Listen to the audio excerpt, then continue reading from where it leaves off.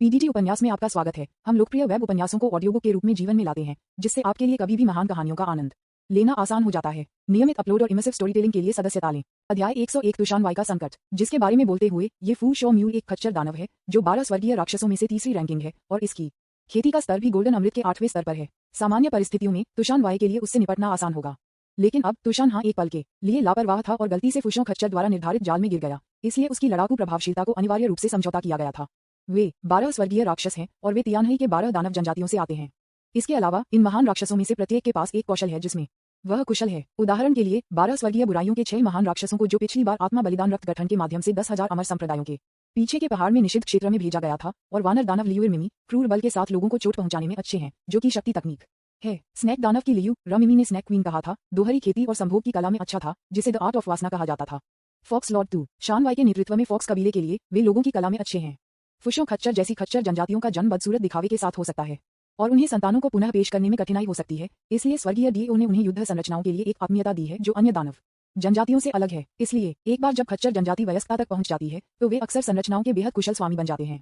इस समय खच्चर जनजाति का यह महान दानव दीर्घायु खच्चर, जो 12 स्वर्गीय बुराइयों में से तीसरे स्थान पर है, निस्संदेह गठन को नियंत्रित करने में एक शीर्ष मास्टर है। कुछ और उल्लेख करने के लिए नहीं, बस फू शो म्यूल द्वारा स्थापित ट्रैप सरणी के बारे में बात करते हुए यहाँ तक कि तुशान या गोल्डन कोर रियल के 9वें स्तर के चरम पर एक शक्तिशाली व्यक्ति एक बार इसमें गिरने के बाद भागने में मुश्किल हो जाएगा। लेकिन तुशान वाइज़ैड राक्षसा है जो 12 स्वर्गीय शैतानों में से दूसरा है। वह इस तरह के एक अभिमानी लोमड़ी दानव हैं। जब तक उसकी आध्यात्मिक ऊर्जा समाप्त नहीं हो जाती है तब तक वह आकाश फंसाने के गठन में दीर्घायु खच्चर से कैसे खींचने के लिए तैयार हो सकती है और फिर उसे जो चाहे उसे लेने दें। मेरे लिए इसे तोड़ो। तुशान हाँ अचानक एक नाजुक रोने दिया और उसका हाथ जिक्रोन के रूप में सफेद अचानक आगे पहुंच गया। अचानक आध्यात्मिक ऊर्जा की दो धाराएं जो लग रही थीं कि पदार्थ में संघनित हो गए थे और शून्य के माध्यम से टूट गए और सीधे हवा में फंसने वाले गठन पर मारा। विज्ञापन। दीर्घायु खच्चर के शिष्य अचानक से कुड़ गए। आध्यात्मिक ऊर्जा की दो लहरों से तुशान वाई द्वारा अलग होकर उन्होंने एक अभूतपूर्व गति और दबाव महसूस किया। ये भी इस समय था कि उन्हें एहसास हुआ कि उनकी खेती में सुधार के बाद तुशान वाई कितना शक्तिशाली हो गया था। वह मदद नहीं कर सकता था, लेकिन भाग्यशाली महसूस कर रहा था कि उसने पहले से ट्रैप सरणी की स्थापना की थी जबकि तुशान वाई एक ट्रांस में था। अन्यथा यदि यह एक सामान्य 1v1 था तो वह डरता था कि वह शायद ही किंगयू फॉक्स लॉर्ड के खिलाफ 10 से अधिक चालों तक रह पाएगा। पर अब एक निर्मम नजर अचानक उसकी आंखों में चमक गई और उसने ज़ैड राक्षसा को डर और वासना का संकेत देखा। उन्होंने कहा, तुशान हाँ, अपना समय बर्बाद करना बंद कर दें। यह एक जाल है जिसे मैंने आपके फॉक्स कबीले के आकार के आधार पर डिजाइन किया है। जितना अधिक आप संघर्ष करते हैं उतना गहरा आप फंस जाएंगे। जैसा कि उन्होंने कहा, उन्हें हवा के दो झोंके को भंग करने के लिए आकाश फंसने के गठन में हेरफेर करते देखा गया था कि तुशान वाई ने एक झपट्टा में गोली मार दी थी। उसी समय वह इवली को मुस्कुराया और तुशन्या को एक भद्दी अभिव्यक्ति के साथ उसके विपरीत देखा, ये कहते हुए, अंत तक जब आप पूरी तरह से गठन में फंस जाते हैं तो आपके पास अब विरोध करने की कोई क्षमता नहीं होगी। इस मामले में आप कुछ ऊर्जा भी बचा सकते हैं और तब तक प्रतीक्षा कर सकते हैं जब तक मैं आपका पक्ष नहीं लेता, ताकि आप मेरे साथ सहयोग कर सकें और विभिन्न पदों पर हमला कर सकें जो मेरे लिए आपके साथ खेलना आसान बना देंगे। तुशन्या ने उनके गंदे शब्दों को नजरअंदाज कर दिया। इसके बजाय वह एक अभिव्यक्तिहीन चेहरे के साथ एक ताड़ की हवा को थप्पड़ मारना जारी रखता था, सीधे फू शू खच्चर के विपरीत हमला करता था। हालांकि उनके बीच एक जाल सरणी थी, लेकिन हवा में तुशन्या की ताड़ की हड़ताल अभी भी सरणी आधार से होकर गुजरी और सीधे फू शू खच्चर के चेहरे पर चली गई। फू शू म्यूल ने अभिमानी होने की हिम्मत नहीं की। उसने जल्दी से अपनी हथेली को ब्लॉक करने के लिए उठाया और पीछे की ओर उड़ गया। एक ही समय टकराना मध्य हवा में टकराए गए दो लोगों द्वारा ताड़ की हवाओं को मजबूर किया गया। फुशू खच्चर स्पष्ट रूप से प्रतिद्वंद्वी के लिए कोई मुकाबला नहीं था और तुरंत कई फीट दूर खटखटाया गया था।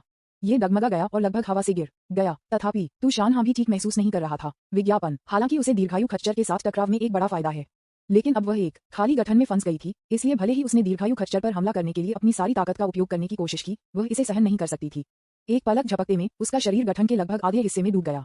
इस बार भले ही वह कड़ी मेहनत से जूझ रही हो, वह जाल के खींचने वाले बल से बच नहीं सकती थी। हे फुशों खच्चर ने दुष्टता से मुस्कुराया, अपने मुंह के कोने को पोंछने के लिए पहुंच गया जो कि तुशान हाँ द्वारा काट दिया गया था और खून से बाहर थूक दिया था, और बड़े गर्व के साथ कहा, तुशान हाँ, मुझे पता था कि आप उस तरह के व्यक्ति थे जो झुकने के बजाय टूटेंगे। जितना अधिक अन्य लोग आपको ऐसा नहीं करने के लिए राजी करते हैं, उतना ही आप इसे करने पर जोर देते हैं। अब गठन में फंसना बुरा लगता है ना? उद्धरण चिन्ह। तुशान हाँ ने कुछ समय के लिए कड़ी मेहनत की, लेकिन यह महसूस करने के बाद कि वह जल्द ही कभी भी जाल से मुक्त नहीं हो सकी, उसने बस आगे बढ़ना बंद कर दिया। इसके बजाय उसने उसे ठंड से देखा और कहा, HMPH, भले ही आप मुझे फंसाने के लिए इस घृणित जाल का उपयोग करते हैं, आप क्या कर सकते हैं? जब तक मैं अभी भी रहता हूँ, मेरी आध्यात्मिक ऊर्जा कम नहीं होगी, तो आप मेरे साथ क्या कर सकते हैं? फुशों खच्चर के चेहरे पर वासना का एक संकेत दिखाई दिया। उन्होंने कहा, हाँ, आपकी तुशान फॉक्स मास्टर की खेती मेरी तुलना में एक स्तर अधिक है। मैं वास्तव में अल्पावधि में आपके साथ कुछ भी नहीं कर सकता, लेकिन चूंकि मैं इस बार आपसे निपटना चाहता हूँ, इसलिए मेरे पास स्वाभाविक रूप से आपको अपनी आध्यात्मिक ऊर्जा खर्च करने के लिए मजबूर करने के लिए एक चाल है। जैसा कि वह बोलता था, वह अपनी बोसों में पहुंचा और एक सफेद प्यारे पूंछ को अपने हाथ के रूप में मोती के रूप में बाहर निकाला। उन्होंने कहा, ये पूंछ तुशान फॉक्स मास्टर से परिचित होना चाहिए, है ना? स्विश। ये सुनकर तुशन्या की तेज टकटकी ने गोली मार दी। फुशों खच्चर के हाथ में सफेद पूंछ देखने के बाद उसके सुंदर चेहरे पर अभिव्यक्ति तुरंत बेहद अप्रिय हो गई। उसने कहा, यह मेरे किंगयू फॉक्स कबीले के लिए अद्वितीय शुद्ध सफेद पूंछ है। अन्य स्थानों से फॉक्स की पूंछ में ऐसा शुद्ध रंग नहीं हो सकता है। आप मेरे कबीले को चोट पहुंचाने की हिम्मत करते हैं, मैं निश्चित रूप से आपको माफ नहीं करूंगा। फुशो खच्चर ने अजीब तरह से चकराया और कहा, घायल तुशान फॉक्स लॉर्ड, आप उस शब्द का उपयोग थोड़ा बहुत निहित रूप से करते हैं। अधिक सटीक होने के लिए, जनजाति के आपके अकेले सदस्य को मेरे द्वारा मौत के लिए प्रताड़ित किया गया था। काश यह इतना निर्मम होने के लिए मेरी गलती नहीं है, ये केवल इसलिए है क्योंकि मेरी इच्छाएं बहुत मजबूत हैं और आपका सदस्य बहुत नाजुक और कमजोर है। भाड़ में जाओ। इस समय तुशान वाई पूरी तरह से नाराज था। उसने अचानक अपने 2 जेड हाथों को उठाया और जियांगकोंग फॉर्मेशन के बाहर फू शू खच्चर पर पागल हो गया। और यह वास्तव में वह प्रभाव है जो फू शू खच्चर चाहता है। उन्होंने अपनी छाती के पार सफेद पूंछ को एक ढाल के रूप में रखा, अपने होंठों पर एक दुष्ट मुस्कान के रूप में उन्होंने कहा, तुशान फॉक्स लॉर्ड, आओ, मुझे अपनी सारी ताकत के साथ हमला करें। ये देखकर तुशन्या की आंखें कस गईं और वह जल्दी से अपना हमला वापस लेना चाहती थी। दुर्भाग्य से, अगर कोई हथेली की हवा को जबरन वापस लेने की कोशिश करता है, तो यह अनिवार्य रूप से अपने आप को गंभीर रूप से बैकलैश का कारण देगा। पफ, जैसा कि अपेक्षित था, फिलहाल वह अपने हमले को वापस ले लिया। खून की एक धारा किंगुयू फॉक्स लॉर्ड के मुंह से बाहर निकली। विज्ञापन अध्याय 102। आप युआन की महिला हैं। एक ही समय पर फुशो खच्चर की आंखें तुरंत जल गईं और उसने आगे बढ़ने का अवसर लिया और हवा में एक हथेली के साथ वह जाल सरनी के माध्यम से छेदा गया और सीधे तुशान्या की छाती पर फिसल गया। यदि यह हथेली भूमि पर हमला करती है तो उसके सामने सुंदर और आकर्षक फॉक्स मास्टर निश्चित रूप से गंभीर रूप से घायल हो जाएगा। तब तक फिर उसे हड़ताल करने दें जबकि लोहे के गर्म है और उसके शरीर में संग्रहित आध्यात्मिक ऊर्जा को सुधारना है। फिर सफलतापूर्वक किंगयू फॉक्स लॉर्ड की सुंदरता को चूमना एक लग्जरी नहीं है। किसे पता था फुशो खच्चर ने कभी क्या उम्मीद की थी। जैसे ही वह आगे बढ़ा और तुशान हाँ पर एक चुपके हमला शुरू करने का अवसर लेने वाला था, उन्होंने स्पष्ट रूप से तुशन्या के सुंदर चेहरे पर अचानक एक ठंडा नजर देखा। अच्छा नहीं है। फुशो खच्चर के अंतर्ज्ञान ने उसे बताया कि तुशान हाँ को इस समय एक बड़ा खतरा छिपाना चाहिए। वास्तव में अगला पल तुशान हाँ के हाथ, जो मूल रूप से एक पीछे की स्थिति में रखा गया था, अचानक एक अजीब तरीके से फिर से आगे बढ़ गया और गति स्पष्ट रूप से पहले की तुलना में तेज थी। अपने व्यस्त कार्यक्रम के बीच फुशो म्यूल को अचानक एक विचार आया और एक बार फिर एक ढाल के रूप में उसके सामने सफेद लोमड़ी की पूंछ रखी। उन्होंने कहा, तुशन्या, ध्यान से देखो, ये सफेद पूंछ आपके किंगुयू लोगों की है। यदि आप उसके अंतिम अवशेष को नष्ट नहीं करना चाहते हैं तो जल्दी से अपना हाथ और पीछे हटें। तथापि उनके जवाब में तुशन्या ने उन्हें 2 असभ्य ताड़ के हमलों के साथ थप्पड़ मारा। फुशो मुले अब मानते थे कि किंगुकू फॉक्स लॉर्ड ने उसके विपरीत वास्तव में फॉक्स की पूंछ के बारे में परवाह नहीं की और जल्दी से वापस खींचने की कोशिश की, जबकि तुशान्या के बाएं कंधे पर एक उंगली की ओर इशारा करते हुए दुर्भाग्य से इस क्षण में भागने के लिए उसे बहुत देर हो चुकी थी। टकराना। विज्ञापन फुशो खच्चर को तुशान हाँ से 2 ताड़ के हमलों से सीने पर कड़ी टक्कर दी गई थी और 10 फीट से अधिक दूर खटखटाया गया था। हालांकि तुशन्या के बाएं कंधे को भी फू शो म्यूल के हताश पलटवार से मारा गया था। हालांकि प्रतिद्वंद्वी की हमला शक्ति उसके समान मजबूत नहीं थी, फिर भी यह एक 8वें स्तर के जिंदान से एक पूर्ण शक्ति का हमला था, जिसके कारण तुशान्या के खून भी बढ़ गए। निश्चित रूप से ये सबसे बुरी बात नहीं है। वास्तव में तुशान को क्या हुआ, ये बेहद असहज महसूस करता था कि उसके पैरों के नीचे ट्रैप सरनी थी। हमलों की इस लहर के बाद जो उसकी सारी आध्यात्मिक ऊर्जा जुटा हुआ था, कंधों के नीचे उसका पूरा शरीर गठन के निचले भाग में फंस गया था। एकमात्र हिस्सा जो अभी भी लचीले ढंग से आगे बढ़ सकता था वह गर्दन के ऊपर सिर था। ये ट्रैप सरनी बस के रूप में फू शू म्यूल ने कहा, विशेष रूप से उनके फॉक्स कबीले से निपटने के लिए स्थापित किया गया था। अभी उसका पूरा शरीर गठन के निचले हिस्से में फंस गया था और उसे लगा जैसे वह एक बड़े शरीर और एक छोटे से मुंह के साथ एक जाल में फंस गया है। उसके हाथों और पैरों को एक अदृश्य सक्शन बल द्वारा रोक दिया गया था और कोई फर्क नहीं पड़ता कि उसने कितना भी कठिन खींचा, वह मुक्त नहीं हो सकती थी। इतना ही नहीं, ट्रैप सरनी से भागने के लिए उसने जानबूझकर अपनी 6 पूंछ को मजबूर कर दिया था। अपनी पूंछ की शक्ति का उपयोग करने की उम्मीद कर रहा था और जबरन सरनी की बाधाओं से मुक्त हो गया। हालांकि अप्रत्याशित रूप से जैसे ही 6 पूंछ को मजबूर किया गया, वे 6 अदृश्य बलों द्वारा पूरी तरह से संयमित थे। दूर नहीं, फुशो खच्चर, जिन्हें तुशान्या की 2 हथेलियों द्वारा उड़ान भरते हुए भेजा गया था, उसके मुंह में खून को बाहर निकाल दिया, उसके पैरों से डगमगा गया और तुशान्या को सटेप बाय सटेप में कहा, तुशान हाँ, मुझे उम्मीद नहीं थी कि आप भी क्रूर होंगे, यहाँ तक कि आप अपने स्वामित्व के अंतिम अवशेषों को भी नष्ट कर देंगे। तुशान वाई ने ठंड से कहा, क्या आप मेरे उपनाम को भूल गए हैं? ज़ैड रक्षसा, हम्फ, अकेले मेरे किंगुयू फॉक्स कबीले की एक पूंछ, भले ही आप इसके शरीर को एक ढाल के रूप में इस्तेमाल करते हैं, मैं निश्चित रूप से वापस पकड़े बिना हमला करूंगा। यह एक दया है कि आपने जल्दी से प्रतिक्रिया दी और उन 2 ताड़ के स्ट्राइक ने आपको नहीं मार दिया। फक फक करना। एक क्रूर अभिव्यक्ति फुशो खच्चर के चेहरे पर दिखाई दी, जिससे उसका पहले से ही बेहद बदसूरत, लंबा, पतला गधा चेहरा और भी विकृत और भयानक हो गया। उन्होंने कहा, मैं आपकी सुंदरता को चूमने में सक्षम होने के बिना मरने के लिए कैसे सहन कर सकता हूँ, तुशान फॉक्स लॉर्ड। मुझे लगता है कि उस उंगली का इस्तेमाल मैंने अभी भी आपको चोट पहुंचाई होगी। मुझे यकीन है कि आप अब गठन से पूरी तरह से फंस गए हैं। आपके लिए मुझे मारना बेहद मुश्किल होगा। कहा जा रहा है कि खच्चर के मालिक ने तुशान हाँ के 3 मीटर के भीतर आने के बाद आगे बढ़ने की हिम्मत नहीं की। ये स्पष्ट था कि तुशन्या की 2 ताड़ के हमले अब उन्हें गंभीर आंतरिक चोटों के कारण हुए थे। विज्ञापन। इस समय उन्होंने एक गहरी सांस ली, फिर उन्होंने अपनी कमर से एक हथेली के आकार का पैकेज निकाला और इसे परत द्वारा परत को खोल दिया, जिससे कुछ सफेद पाउडर की दवा का पता चला। फिर उसने अपना बड़ा मुंह खोला और सभी पाउडर को अपने पेट में एक गल में निगल लिया। तब उन्होंने आकाश फंसाने के गठन में तुशान हाँ में लालच से देखा और कहा, तुशान फॉक्स लॉर्ड, क्या आप जानते हैं, ये पाउडर एक कामोद्दीपक है जिसे मैंने 1 दर्जन से अधिक जड़ी बूटियों का उपयोग करके मनगढ़ंत किया है।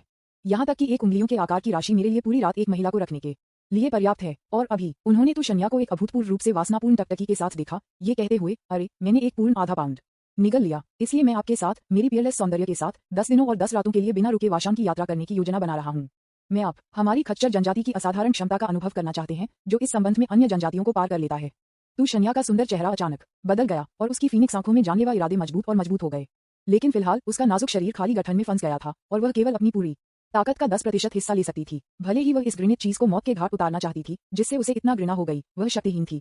अचानक यह इस समय था, एक परिचित आवाज अचानक उसके दिमाग में गूंजती है, अरे नहीं, क्या तू शन्या एक 9वें स्तर की जिंदन कल्टीवेटर नहीं है? वह उस बदसूरत घोड़े सामना बी तारांकन डी द्वारा गठन में कैसे फंस गई? ये है कि वह युआन। इस समय उसने जो सुना वह युआन के दिल से आवाज थी। उस क्षण में उसने फू शो म्यूल पर उसके विपरीत देखा जो अपने मूल रूप में वापस बदलने वाला था और पाया कि दूसरे पक्ष ने युआन के पास के आकृति को ध्यान में नहीं देखा था। उन्होंने तुरंत महसूस किया कि यह उन 2 हथेलियों के कारण होना चाहिए जो उन्होंने केवल बदसूरत बी तारांकन डी को गंभीर रूप से घायल करने के लिए इस्तेमाल किया था, जिसका उन्होंने युआन का उल्लेख किया था ताकि दूसरे पक्ष की इंद्रियों को बहुत कम कर दिया गया और वह नींव की स्थापना के चरण में एक निम्न स्तरीय खेती करने वाले को भी नोटिस नहीं कर सके। इस बारे में सोचते हुए तू शन्या की आत्माओं को अचानक उठा लिया गया और उसने जल्दी से वह युआन को एक संदेश भेजा जो दूर नहीं था। श्री वह, यदि आप अपनी महिला को इस बेहद बदसूरत चीज से अवहेलना नहीं करते देखना चाहते हैं तो जल्दी से इस फॉक्स मास्टर द्वारा दी गई योजना का पालन करें। खच्चर जनजाति अपने मूल रूप में वापस बदलने के बाद उनकी इच्छाओं को असीम रूप से बढ़ाया जाएगा, लेकिन जब वे मानव रूप में थे तो उनकी तुलना में उनकी क्षमता में हेरफेर करने की उनकी क्षमता बहुत कम हो जाएगी। इस समय आप दिखाने और उसका ध्यान आकर्षित करने का अवसर लेते हैं। जब तक आप उसे 30 सांसों के लिए विचलित कर सकते हैं, ये लोमड़ी भगवान इस जाल से बचने में सक्षम होगा। यह सही है। तू शन्या ने अभी सुना है कि वह युआन की आंतरिक आवाज है। मूल रूप से वह युआन तू शन्या के स्कर्ट पहनने के निर्मम तरीके से परेशान था और पहाड़ की धारा को एक हफ में छोड़ दिया। हालांकि यात्रा के आधे रास्ते में उन्हें अभी भी लगा कि कुछ गलत है।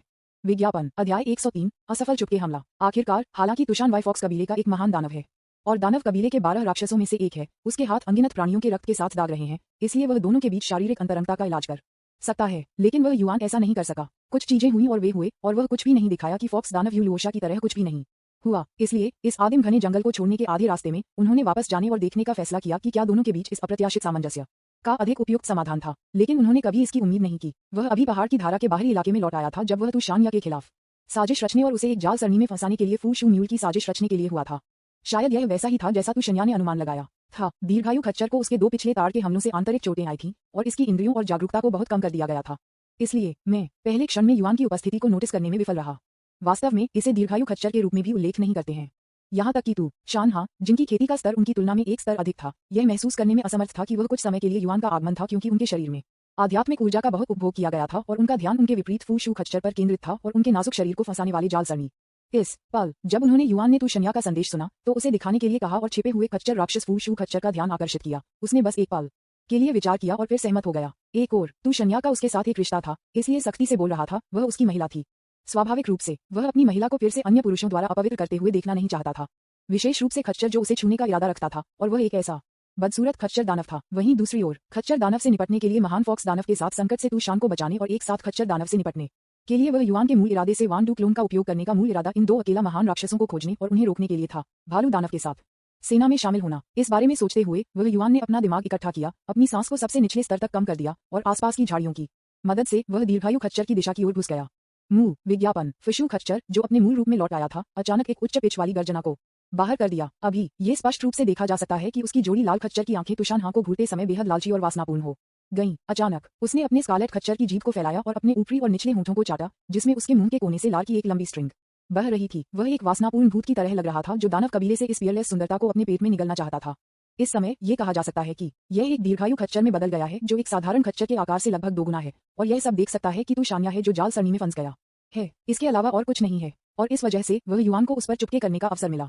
30 फीट, 20 फीट, 10 फीट। जब वह युआन और खच्चर दानव के बीच की दूरी 10 फीट से कम थी तो उसकी आंखें थोड़ी संकुचित हो गईं। उसने अपनी सांस को पकड़ लिया, नीचे गिर गया और सबसे अच्छे हमले के लिए उसके शरीर को एक चाप में बदल दिया। मुंह जैसे ही फुशों खच्चर गर्जना करता था, कूद गया और तुशान की ओर बढ़ा, उसके कपड़ों को फाड़ने और उसके क्रेजली पर हमला करने का इरादा था। उन्होंने युआन ने एक ही समय में छलांग लगाई और खच्चर दानव के क्रॉच पर अपनी उड़ान की तलवार को सीधे घुमाया। यदि यह उड़ने वाली तलवार इसे हिट करती है तो मुझे डर है कि इस दीर्घायु खच्चर को अपने जीवन के बाकी हिस्सों के लिए एक अमानवीय यूं खोना होगा। लानत बी तारांकन डी, कौन मेरे सौभाग्य को परेशान करने की हिम्मत करता है? महत्वपूर्ण क्षण में फिशू खच्चर को तुशान पर उछालने की कार्रवाई को छोड़ देना पड़ा और इसके बजाय इसके शरीर को फिर से हवा में उड़ने दिया, संकीर्ण रूप से फ्लाइंग तलवार द्वारा लगाई गई कैस्ट्रेशन सजा से बचने के लिए। गुस्से में अपना सिर मोड़ना। फू शो म्यूल ने तब पाया कि जिस व्यक्ति ने उस पर हमला करने की हिम्मत की वह वास्तव में फाउंडेशन बिल्डिंग के दूसरे चरण में एक निम्न स्तरीय मानव कल्टीवेटर था। इस बार उसका गुस्सा मदद नहीं कर सका, लेकिन और भी अधिक तीव्र हो गया। विज्ञापन मनुष्य, आप सभी नीच जीव हैं। फुशो म्यूल का चेहरा गुस्से से मुड़ गया था क्योंकि उसने घृणा से कहा था, आप सिर्फ एक दूसरे चरण की नींव की स्थापना चींटी हैं, फिर भी आप मेरे जैसे एक महान दानव को चुनौती देने की हिम्मत करते हैं। आप बस एक शौचालय में एक लालटेन को रोशन करके मौत की तलाश कर रहे हैं। जैसा कि वह बोल रहा था, खच्चर दानव अचानक बाहर गोली मारकर वह युआन के लिए सीधे चला गया। यद्यपि इसने अपने मूल खच्चर रूप को फिर से हासिल कर लिया था, लेकिन दीर्घायु खच्चर की गति बिल्कुल भी धीमी नहीं थी। ये केवल कई फीट की दूरी को कवर करने के लिए एक पल से कम ले गया। पलक झपकते ही वह युआन के करीब था। फिर सामने वाले खुरों की जोड़ी हवा में लात मारी और उसने युआन के माथे को मुश्किल से लात मारी। ये खच्चर जनजाति का हस्ताक्षर कौशल है, खुरों के साथ किकिंग। आखिरकार ये फू शू खच्चर एक महान दानव है जो 8वें स्तर के मानव जिदान के बराबर है। भले ही यह तुशान वाई द्वारा आंतरिक रूप से घायल हो गया था, लेकिन इसके खुरों का बल साधारण खच्चरों की तुलना में नहीं है। वह स्वाभाविक रूप से युआन ने इसे सिर पर लेने की हिम्मत नहीं की। यद्यपि उनकी खेती हाल ही में छलांग और सीमा से आगे बढ़ी है और उन्होंने 10,000 अमर संप्रदायों के पीछे निषिद्ध क्षेत्र में घेराबंदी और विनाश की लड़ाई को एकल रूप से परिक्रमा की है, जिसने एक बार में 12 स्वर्गीय बुराइयों में से 6 को मिटा दिया था। वह अभी तक यह विश्वास करने के लिए पर्याप्त नहीं है कि वह एक महान दानव की पूरी ताकत को पीछे छोड़ सकता है। भले ही यह महान दानव गंभीर रूप से घायल हो, लेकिन जब से उन्होंने युआन ने इस समय आगे बढ़ने की हिम्मत की, यह निश्चित रूप से एक दाने का काम नहीं था। जिस तरह बेंटो फू शो म्यूल के सामने वाले खुर ने उसे सिर में हमला करने वाला था, वह युआन ने अचानक शांति से बात की। तियानही खच्चर कबीले के वर्तमान प्रमुख फू शू म्यूल 12 सेलेस्टियल फिन्स में तीसरे स्थान पर हैं। बहुत समय पहले उन्होंने अपने लोगों को पड़ोसी द्वीप के 3 कान वाले गधे कबीले का वध करने में नेतृत्व किया, जिससे आपके 3 रिश्तेदारों घोड़े, गधे और खच्चर को पूरी तरह से 12 सेलेस्टियल फिन्स को प्रस्तुत करने के लिए मजबूर किया गया। मुझे आश्चर्य है कि मैंने जो कहा वह सही है या नहीं। जब उन्होंने युआन ने अपनी सारी पहचान की जानकारी का खुलासा किया, तो हवा में फशू खच्चर के सामने वाले खुरों को सबके बाद किक करने में असमर्थ थे। वह उन खच्चर जैसी आंखों से युआन को देखकर उसे देख रहा था। मेरी ये पहचान कोई रहस्य नहीं है, इसलिए यह कोई आश्चर्य की बात नहीं है कि आप उन्हें जानते हैं। लेकिन ये केवल 3 दिन से भी कम समय है, क्योंकि मैंने 3 कान वाले गधा जनजाति का वध किया था। क्या खबर आपको इतनी जल्दी मनुष्यों तक नहीं पहुंची होगी? आपने एकमात्र दूसरा चरण फाउंडेशन इंस्टॉलेशन कल्टीवेटर ये सब कैसे जानता था? अचानक, जैसे कि उसने कुछ सोचा था, उसने अचानक अपना सिर घुमाया और तुशान हाँ पर नजर डाली। उनके चेहरे पर एहसास का एक नजर दिखाई दी और उन्होंने कहा, तो ये है कि यह कैसा है? यह आपकी मालकिन थी, तुशान फॉक्स लॉर्ड, जिन्होंने आपको ये जानकारी बताई थी, है ना? मैंने कभी नहीं सोचा था कि तुशान हाँ मुझे, एक दानव सहयोगी, आप जैसे मानव गिगोलों के लिए विश्वासघात करने के लिए तैयार होंगे। नहीं नहीं नहीं। उन्होंने युआन ने अपना सिर हिलाया, उसे शांति से देखा और कहा, इस मामले का तुशान फॉक्स लॉर्ड से कोई लेना देना नहीं है, और मुझे जो पता है वह सिर्फ यह नहीं है, मैं आपके फशू खच्चर और आपके खच्चर कबीले के भविष्य को भी कम कर सकता हूँ। हाँ, यह वह युआन का अंतिम कदम है। तुम्हें पता है, वह युआन जिसने तलवार अमर के मूल उपन्यास को पढ़ा है, 12 स्वर्गीय बुराइयों के भाग्य से बहुत परिचित है। विज्ञापन अध्याय 104 निर्दयी स्कट लिफ्टिंग। मूल उपन्यास में अकेले वांसियन संप्रदाय के साथ लड़ाई में 12 स्वर्गीय बुराइयों के बीच 8 महान राक्षसों के रूप में मौके पर मर गए। 4 महान राक्षसों में से जो अंत में पीछे हटने में कामयाब रहे, 12 स्वर्गीय बुराइयों के नेता को छोड़कर खच्चर दानव फू शू खच्चर शेष 3 राक्षसों में से एक था।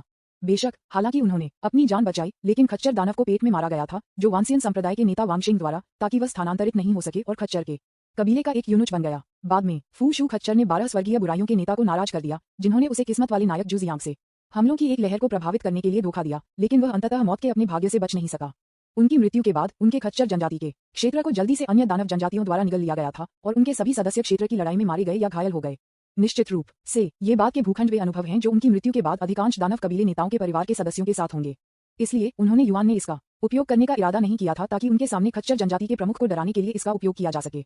उन्होंने कहा कि जहां तक मुझे पता है, तुशान फॉक्स लॉर्ड मूल रूप से आपके 12 celestial devils, the great pen bird, जिनपेन के नेता के अनन्य प्रेम का उद्देश्य था, और आप फशू खच्चर अब खुले तौर पर उसके शरीर को प्रतिष्ठित करने की हिम्मत करते हैं। ये किसी अन्य कारण से नहीं है, बल्कि इसलिए कि आप एक भयावह दोहरी खेती तकनीक का अभ्यास करते हैं। आप अपने दिल में जानते हैं कि फॉक्स दानव के महत्वपूर्ण यीन को आपके दानव कबीले के लिए बहुत लाभ है। उद्धरण चिन्ह। इसलिए वह सीधे फू शू खच्चर को घूरता रहा। उसकी आवाज ने कई डेसिबल्स को उठाते हुए कहा, एक बार जब आप सफलतापूर्वक तुशान फॉक्स लॉर्ड के सार को जब्त कर लेते हैं, तो आपकी दोहरी खेती तकनीक निस्संदेह सुधार करेगी और आपका अपना दायरा बहुत ऊंचा हो जाएगा। आप अपने 12 सेलेस्टियल डेविल्स के नेता जिनपेन के साथ प्रतिस्पर्धा करने में भी सक्षम हो सकते हैं। क्या ये सही है या नहीं? बस जिस क्षण उन्होंने युआन को बोलते हुए समाप्त किया, फुशो म्यूल को उसके सिर में अचानक गूंजने लगा। यदि वह युआन ने अपनी पहचान का खुलासा किया था और 3 दिन पहले 3 कान वाले गधे जनजाति के नरसंहार करने के लिए अपने लोगों को नेतृत्व करने की अपनी गुप्त कार्रवाई को मौके पर उजागर किया था, तो ये केवल उन्हें आश्चर्यचकित और संदिग्ध महसूस कराता था।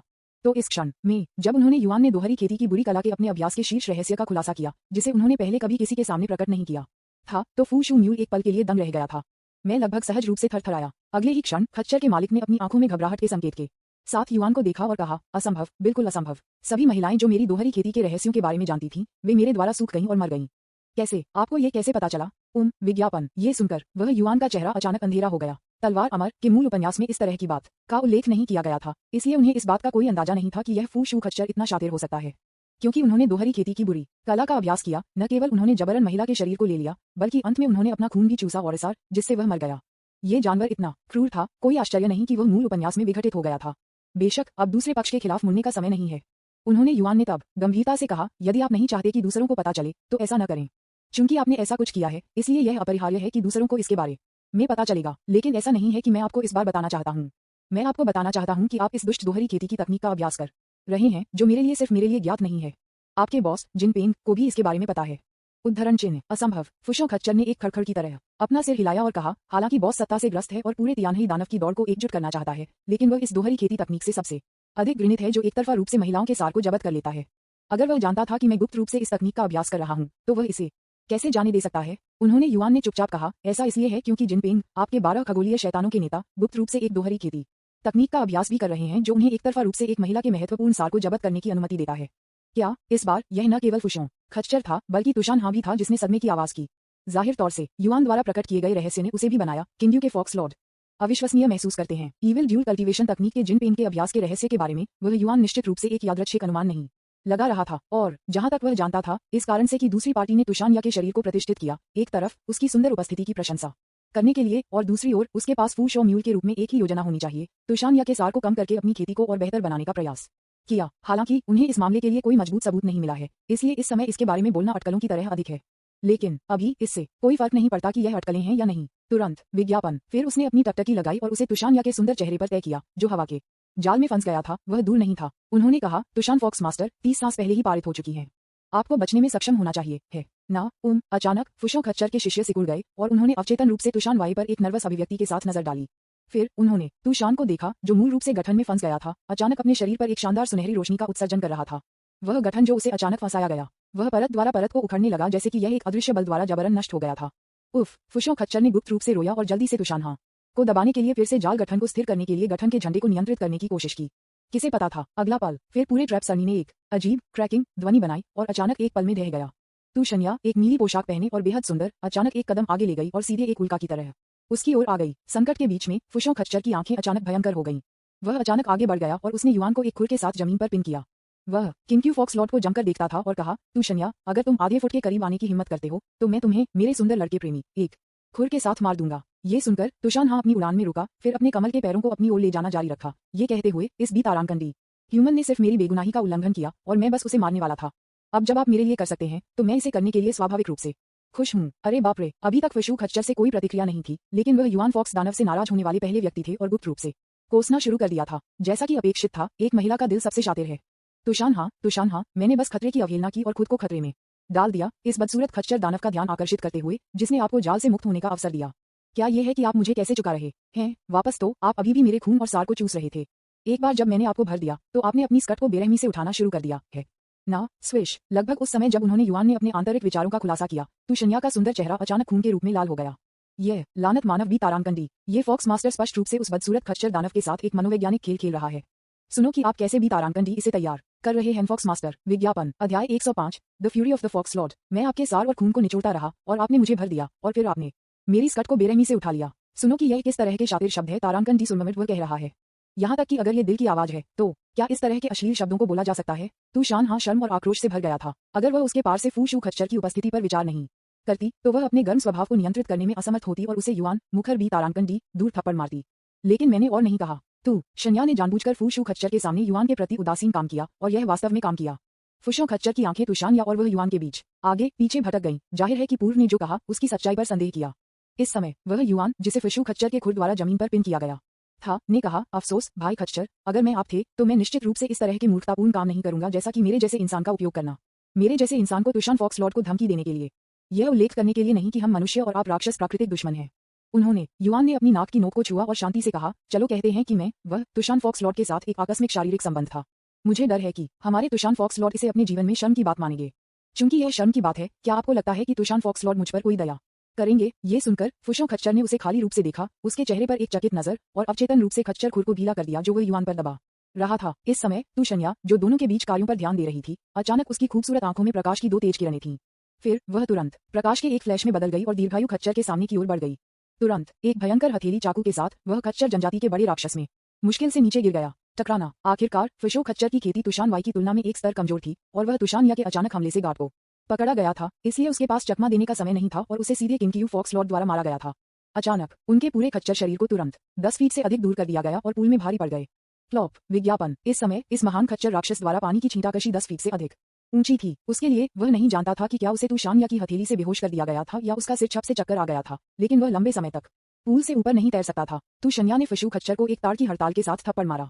वह अपनी खूबसूरत आंखों से जमीन पर लेटी हुई युआन को देखती है और कहा, आप अभी तक मर नहीं रहे हैं, क्या आप हैं? यदि आप मर नहीं रहे हैं तो जल्दी उठें। मरने का नाटक करते हुए जमीन पर लेटते रहना बहुत अच्छा नहीं है। अगर कोई मुझे नहीं जानता तो उन्हें लगता है कि मैं वास्तव में ठंडा और हृदयहीन हूँ।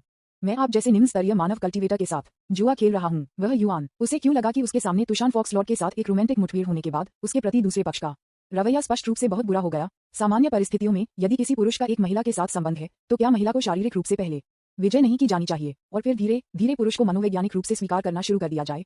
तूशन्या की स्थिति अब बिल्कुल विपरीत क्यों है? मेरे साथ बलों में शामिल होने से पहले और वह युआन, ये तुशान लोमड़ी भगवान ने एक पतली धुंध में नहाया, उसके गीले बालों को फेंक दिया, उसके सिर को झुका दिया और फ्लर्ट किया, जानबूझकर मुझे छेड़खानी करने के लिए उसकी वसंत सुंदरता को उजागर किया। उन दोनों के शारीरिक अंतरंगता के बाद कैसे आए? ये महिला अचानक आरक्षित हो गई और उसके हर कदम और इशारे ने जानबूझकर उदासीनता और उसके प्रति अलगाव को छोड़ दिया। क्या ऐसा हो सकता है कि वुशान माउंटेन की हमारी हालिया यात्रा के दौरान, जो 1 घंटे से अधिक समय तक चला, मैं तूशन्या को संतुष्ट करने में विफल रहा? वह युआन मदद नहीं कर सका, लेकिन गुप्त रूप से फंसे और अनुमान लगाया। लेकिन समस्या यह है कि उस समय मैं आपके तूशान्या द्वारा फंस गया था और मैं अपने कौशल का उपयोग नहीं कर सकता था। इसके अलावा नीचे आदमी का अनुभव और शीर्ष पर महिलाओं के लिए सबसे आरामदायक स्थिति नहीं है। यदि आप मुझसे संतुष्ट नहीं हैं तो वह मुझे अगली बार क्यों नहीं जाने दें और मुझे आपको पुरुष की प्रक्रिया में कुछ अधिक सुखद चालें सिखाने दें और महिला दोहरी खेती। निश्चित रूप से उन्होंने केवल अपने दिमाग में इन चीजों के बारे में सोचने की हिम्मत की और उन्हें तूशन्या के सामने कहने की हिम्मत नहीं की। अन्यथा वह डरता था कि उसके सामने तुशान फॉक्सलॉट उसके द्वारा इतने नाराज हो जाएगा कि वह उसे मौत के घाट उतारना चाहेगा। तथापि उन्होंने युआन को यह कभी उम्मीद नहीं की थी कि भले ही उन्होंने इसे जोर से नहीं कहा, तूशन्या जो उनके विपरीत बैठा था ने पहले से ही तूशन्या को अपने चिढ़ाने के हर शब्द को सुना था। उस समय पहाड़ की धारा का तापमान एक पल में 10 डिग्री गिरा हुआ लग रहा था। विज्ञापन। वह युआन चौंका हुआ था और अवचेतन रूप से किंगोकू फॉक्सलॉट की ओर देखा गया था, केवल ये देखने के लिए कि तूशन्या का सुंदर चेहरा ठंड के साथ कवर किया गया था। वह खुद भी एक ठंड और उदास आभा थी जिससे उसके चारों ओर तापमान गिर गया। ये देखकर वह युआन मदद नहीं कर सकता था, लेकिन थोड़ा भ्रमित महसूस कर सकता था। मैंने अपने आप से सोचा, क्या आप जैसी महिला के लिए अपनी अभिव्यक्ति को बदलने के लिए बहुत जल्दी नहीं है? वह स्पष्ट रूप से आरक्षित होने का नाटक कर रही थी और मुझे अभी चिढ़ा रही थी, लेकिन वह क्यों घूमती थी और मुझे ठंड से देखती थी, जैसे कि वह एक गुस्से में अभिव्यक्ति के साथ, जैसे कि वह मुझे अपनी आंखों से कास्ट करना चाहती थी। सौभाग्य से अगले क्षण पूल के नीचे पानी के टूटने की आवाज थी। फिर फिशु खच्चर एक मानव रूप में बदल गया, उसके चेहरे पर नाराजगी के साथ पूल के नीचे से छलांग लगा दी। यह तुशान हाँ पर घबरा गया और कहा, तुशान हाँ, लानत है। ये कीगो के लोमड़ी के रूप में हमारे 12 खगोलीय फिन्स के बीच दूसरे स्थान पर है। आपने वास्तव में मुझ पर एक आश्चर्यजनक हमला किया। आपका शपथ सहयोगी कितना नीच। ये सुनने के बाद कि फुशो खच्चर ने क्या कहा, तूशन्या लगभग गुस्से से हंस गई। यदि इस बदसूरत खच्चर दानव ने गुप्त रूप से अभी पर हमला नहीं किया था तो वह खाली गठन में कैसे फंस सकता था और अपने कौमार्यों को खोने के संकट का सामना कर सकता था? इस बेहद बदसूरत खच्चर दानव में इस तरह के घृणित शब्दों को कहने के लिए तंत्रिका कैसे हो सकती है? तूशान हाँ कराहते हुए और बिना किसी शिष्टाचार के उसने फूशू खच्चर को थप्पड़ मारा, जो सिर्फ मध्य हवा में पानी के माध्यम से टूट गया था। इस क्षण में वह इस महान खच्चर राक्षस पर युआन से जमा की गई सभी नाराजगी को बाहर निकालना चाहती थी। टकराना। गरीब फूशू खच्चर को सिर्फ तूशान वाई द्वारा बेहोश कर दिया गया था और इसने आखिरकार अपनी सांस पकड़ ली और पूल से बाहर निकल गया, लेकिन तुशान फॉक्सलॉट ने उसे अपनी हथेली के साथ पूल के तल में थप्पड़ मारा।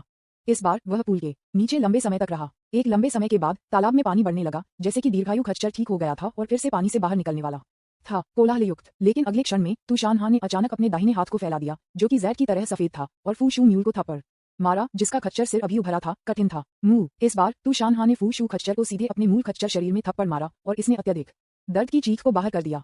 ठीक होने में लंबा समय लगा। विज्ञापन। अध्याय 106। ये सब लें और इसे स्वीकार करने से इनकार करें। यद्यपि जिस व्यक्ति ने तूशान वाई को 3 बार थप्पड़ मारा वह स्वयं नहीं था, वह युआन मदद नहीं कर सकता था, लेकिन एक गहरी सांस ले सकता था जब उसने फूशू खच्चर की दयनीय स्थिति को देखा। अंतिम हथेली की हड़ताल जो तूशन्या ने फूशू खच्चर के माथे तक पहुंचाई थी, निस्पष्ट रूप से खच्चर दानव के सभी 7 छिद्रों में से खून का कारण बना था। ये बोधगम्य है कि यह हथेली बल कितना शक्तिशाली है। वह युआन को भी संदेह नहीं था। यदि तुशान फॉक्सलॉट कुछ और बार माथे पर फूशू खच्चर को मारते थे तो मुझे डर है कि बाद का सिर उसके द्वारा कई टुकड़ों में विभाजित हो जाएगा। दानव की ताकत 9वें स्तर के मानव स्वर्ण कोर की तुलना में है। ये वास्तव में भयानक है। आपको ये जानना होगा कि फू शॉ म्यूल एक महान दानव है जिसकी मुकाबला शक्ति 8वें स्तर के मानव जिंदन की तुलना में है। इस तरह के एक अस्तित्व को पूरे तियान्युआन महाद्वीप में बगल में चलने में सक्षम कहा जा सकता है। तथापि यहाँ तक कि इस तरह के एक शक्तिशाली को तुशान हाँ के सामने एक कठपुतली की तरह माना जाता था, जिसने उसे बार बार पूल में थप्पड़ मारा। इससे हम देख सकते हैं कि खेती की दुनिया में दायरे में एक छोटा अंतर अक्सर दोनों पक्षों की ताकत में एक बड़ा अंतर पैदा कर सकता है। जैसे कि वह युआन की आंखों में भय को महसूस कर रहा है, तूशन्या की अभिव्यक्ति थोड़ी कम हो गई। उसने कहा, बस अब आपने इस फूशू खच्चर को बताया कि आप उसके और उनके खच्चर कबीले के भविष्य की भविष्यवाणी कर सकते थे। तुम्हारा इससे क्या मतलब है? उन्होंने युआन ने ये कहने से पहले एक पल के लिए विचार किया। इसे कटौती नहीं कहा जा सकता। ये सिर्फ इस आदमी के व्यवहार के आधार पर मेरा अनुमान है। उदाहरण के लिए वह दुष्ट दोहरी खेती तकनीक का अभ्यास करता है और आपके 12 सेलेस्टियल डेविल्स के नेता आपके लिए फॉक्सलॉट के साथ जिनपेन के साथ प्रतिस्पर्धा करने की हिम्मत करता है, इसलिए उसका अंत दुखद है। उद्धरण चिन्ह हम उन्होंने एक पल के लिए विचार किया और कहा, अगर मैं जिनपिंग होता तो पहली बात जो मैं करता वह सीधे उसे कास्टेट करने के लिए होता, ताकि वह कभी भी एक महिला को फिर से छूने में सक्षम न हो। यह उसे मुझसे एक महिला को चुराने के अपराध के लिए दंडित करेगा। कैस्ट्रेशन। तूशानिया की सुंदर आंखें अचानक थोड़ी संकुचित हो गईं, पानी के पास के पूल को घूर रही थीं। उसने कहा, यह एक अच्छा सुझाव है। ये काफी बुरा है कि यह फू शू खच्चर दोहरी खेती की बुरी कला का अभ्यास करता है, लेकिन वह उन महिलाओं को भी नहीं छोड़ता है जिनके साथ वह दोहरी खेती का अभ्यास करती है, जो उनके सार और रक्त सूखे को चूसने की क्रूर और बुरी कार्य करती है। ये दुष्ट दानव कास्टेड होने का हकदार है। ये कहने के बाद किंग फॉक्स लॉर्ड ने अपना हाथ उठाया। विज्ञापन। अचानक एक आध्यात्मिक प्रकाश ब्लेड जो सीधे पूल में वास्तविक शॉट लग रहा था। पफ। यह ऐसा था जैसे कि पूल के नीचे कुछ विदेशी वस्तु को प्रकाश के चाकू से काट दिया गया था। तुरंत पूल के नीचे से फुशों खच्चर से दर्द की दिल को छूती हुई दीर्घायु खच्चर जो अपने मूल रूप में लौट आया था, अचानक तालाब के पानी से टूट गया और दर्द की चीख के साथ आकाश में बढ़ गया। ये स्पष्ट था कि उसका निचला पेट रक्त में ढका हुआ था। अरे बाप रे, वह युआन मदद नहीं कर सकता था, लेकिन उसके दिल में राष्ट्रीय सर्वोत्कृष्टता का एक मुंह बाहर थूक दिया। उन्होंने कभी यह उम्मीद नहीं की थी कि उन्होंने केवल जिन पेंट के परिप्रेक्ष्य में खुद को रखा था और फूशो म्यूल की सजा का संक्षेप में वर्णन किया था, लेकिन तुशान हा ने वास्तव में इसे बाहर कर दिया जैसा कि उन्होंने कहा था। ये भी ईश्वर की इच्छा है। मूल उपन्यास में फू शो म्यूल के प्रजनन अंगों को उनके दत्तक पिता द्वारा नष्ट कर दिया गया था, जो वांसियन संप्रदाय के साथ लड़ाई के दौरान वांगशिंग थे। लेकिन अब हालांकि यह आदमी 10,000 अमर संप्रदायों के साथ लड़ाई से बच गया, फिर भी वह कास्टेड होने के भाग्य से बच नहीं सका। अंतर बस है, निष्पादक ने वांगशिंग से तुशान वाई तक बदल दिया। आध्यात्मिक ब्लेड की एक एकल हड़ताल ने दीर्घायु खच्चर के जीवनकाल को पूरी तरह से नष्ट कर दिया। तुशन्या ने अपने हाथों को अयोग्य रूप से ताली बजाई, जैसे कि उसने कुछ नगण्य को पूरा किया हो। उसने अपनी खूबसूरत आंखों से युआन पर गहराई से नजर डाली और कहा, लड़का, आपने बस कहा था कि 12 सेलेस्टियल डेविल्स के नेता जिनपिंग भी गुप्त रूप से एक दोहरी खेती तकनीक का अभ्यास कर रहे थे, जिसने उन्हें एकतरफा रूप से एक महिला के महत्वपूर्ण सार को जब्त करने की अनुमति दी। आपने ये कैसे सीखा? तुशान फॉक्स लॉर्ड के निर्णायक और कुशल आंदोलनों को देखते हुए वह युआन पूरी तरह से गारंटी दे सकते थे कि फॉक्स कबीले का ये जैड राक्षसा निश्चित रूप से ऐसा काम करने के लिए पहली बार नहीं था। विज्ञापन। इस बारे में सोचते हुए वह युआन अपने टी तारांकन एस में एक बेहोश शीतलता महसूस करता था। वह मदद नहीं कर सकता था, लेकिन कड़ी मेहनत से निकल गया और कहा, तुशान फॉक्स मास्टर, अगर मैं कहता कि यह सिर्फ मेरा अपना अनुमान है, तो क्या आप इस पर विश्वास करेंगे? सच में? ये सुनकर तुशन्या की आंखें अचानक उसकी ओर मुड़ गईं और उसे ये कहते हुए समझ में आ गईं, लड़का, आपने उस पशु खच्चर की दयनीय स्थिति को भी देखा है। यदि आप उसके नक्शे कदम पर पालन नहीं करना चाहते हैं, तो आप इस फॉक्स लॉर्ड को सच बताएंगे। ये सच है, वह युआन मदद नहीं कर सकता था, लेकिन जैसा कि उसने सोचा था। तुशन्या के बाद तिन्हई के एक द्वीप पर उस ग्रीन टीवी तारांकन CH यूजिंग के लिए गलती से, तुशन्या ने कहा, आपके 12 सेलेस्टियल डेमोन्स नेता ने आपकी वजह से अपना कौमार्य खो दिया। इसने आपको वर्षों तक उठाने की अपनी योजना को बर्बाद कर दिया। आपका सार उठाने से पहले 9 पूंछ वाले फॉक्स के माध्यम से आपको तोड़ने के लिए इंतजार कर रहा था, इसलिए वह अचानक पागल हो गया, अपने असली रंगों का खुलासा किया और 8 तारांकन आपकी योजना बनाए। यह उस समय के आसपास भी था कि दोहरी खेती की बुरी कला का अभ्यास करने के उनके रहस्य को उजागर किया गया था। दुर्भाग्य से यह आदमी अशुभ था। वह जू लुचा मिडवे द्वारा आप पर हमला करने के माध्यम से तुशन्या द्वारा पकड़ा गया था। नाटक में एक नाबालिग बॉस नायक के हरम में नायिकाओं में से एक पर हाथ रखने का प्रयास। डेस्टिनेशन द्वारा खोजा गया था नायक। परिणाम अनुमानित है। उद्धरण चिन्ह। जबकि उनके विचार चमक रहे थे, उन्होंने युआन ने असहाय रूप से कहा, तुशान फॉक्स मास्टर, भले ही मैं कुछ नहीं कहता, मुझे यकीन है कि आप कुछ सुराग देख सकते हैं। उदाहरण के लिए, जिस तरह से जिनपिंग आपके साथ व्यवहार करता है, मेरा मानना है कि एक महिला के रूप में आपको इसे नोटिस करने में सक्षम होना चाहिए। लेकिन उन्होंने इन सभी वर्षों के लिए फॉक्स लॉर्ड को कुछ भी व्यक्त नहीं किया है। निश्चित रूप से ऐसा नहीं है क्योंकि वह आपकी भावनाओं के बारे में परवाह करता है या आपके साथ धीरे धीरे अपने संबंधों में सुधार करने की उम्मीद करता है। ऐसा इसलिए है क्योंकि वह एक अवसर की प्रतीक्षा कर रहा है, 9 पूंछ वाले लोमड़ी के लिए सफलतापूर्वक खेती करने के लिए आपका इंतजार कर रहा है। एक बार ऐसा होता है, वह निश्चित रूप से आपको अपने सच्चे नुकीले दिखाएगा। इस बिंदु पर वह युआन अब विपरीत दिशा में तुशन्या को समझाने के लिए एक बेहतर कारण के बारे में नहीं सोच सकता था। मेरे पास ये बताने के अलावा कोई विकल्प नहीं था कि मैं एक हीनतापूर्ण तरीके से तलवार अमर में जिनपिंग और तुशान हा के बीच बात के भूखंड के बारे में क्या जानता था। अन्यथा वह तुशन्या को नहीं बता सकता था कि उसने उस उपन्यास के मूल भूखंड को पढ़ा था जो वे थे है ना। यदि ऐसा होता तो वह डरता था कि किंगू के फॉक्स लॉर्ड उसे एक पागल के रूप में मानते थे। हालांकि उनके आश्चर्य के लिए उनके विश्लेषण को सुनने के बाद तुशन्या ने कोई और सवाल नहीं पूछा। इसके बजाय उसने उस पर सार्थक रूप से देखा और कहा, ठीक है, मैं लोमड़ी भगवान एक बार के लिए आप पर भरोसा करेंगे, लेकिन चलो एक और खाते को सुलझाएं, है ना? एक और खाता? वह युआन हैरान था। फक फक करना। तुशन्या ने ठंड से छीन लिया और कहा, आपने ये सब लिया है? क्या आप इसे अस्वीकार करने की योजना बना रहे हैं? तभी मैं दोनों को एक साथ खेती करने और सर्वोत्तम परिणाम प्राप्त करने में सक्षम हो जाऊंगा। लेकिन अब मैं केवल 6 पूंछ वाले फॉक्स के स्तर पर हूँ और आप पहले से ही मेरे यिन और युआन को हटा चुके हैं। क्या आपको नहीं लगता कि आपको मुझे क्षतिपूर्ति करनी चाहिए? विज्ञापन। अध्याय 107 मुआवजा। कुआ। उन्होंने युआन ने अपनी नाक की नोक को अजीब तरह से छुआ, फिर एक बहने वाली नीली पोशाक में सुंदर लोमड़ी भगवान के साथ झलकियों का आदान प्रदान किया, जो एक परी के रूप में सुरुचिपूर्ण दिख रहा था।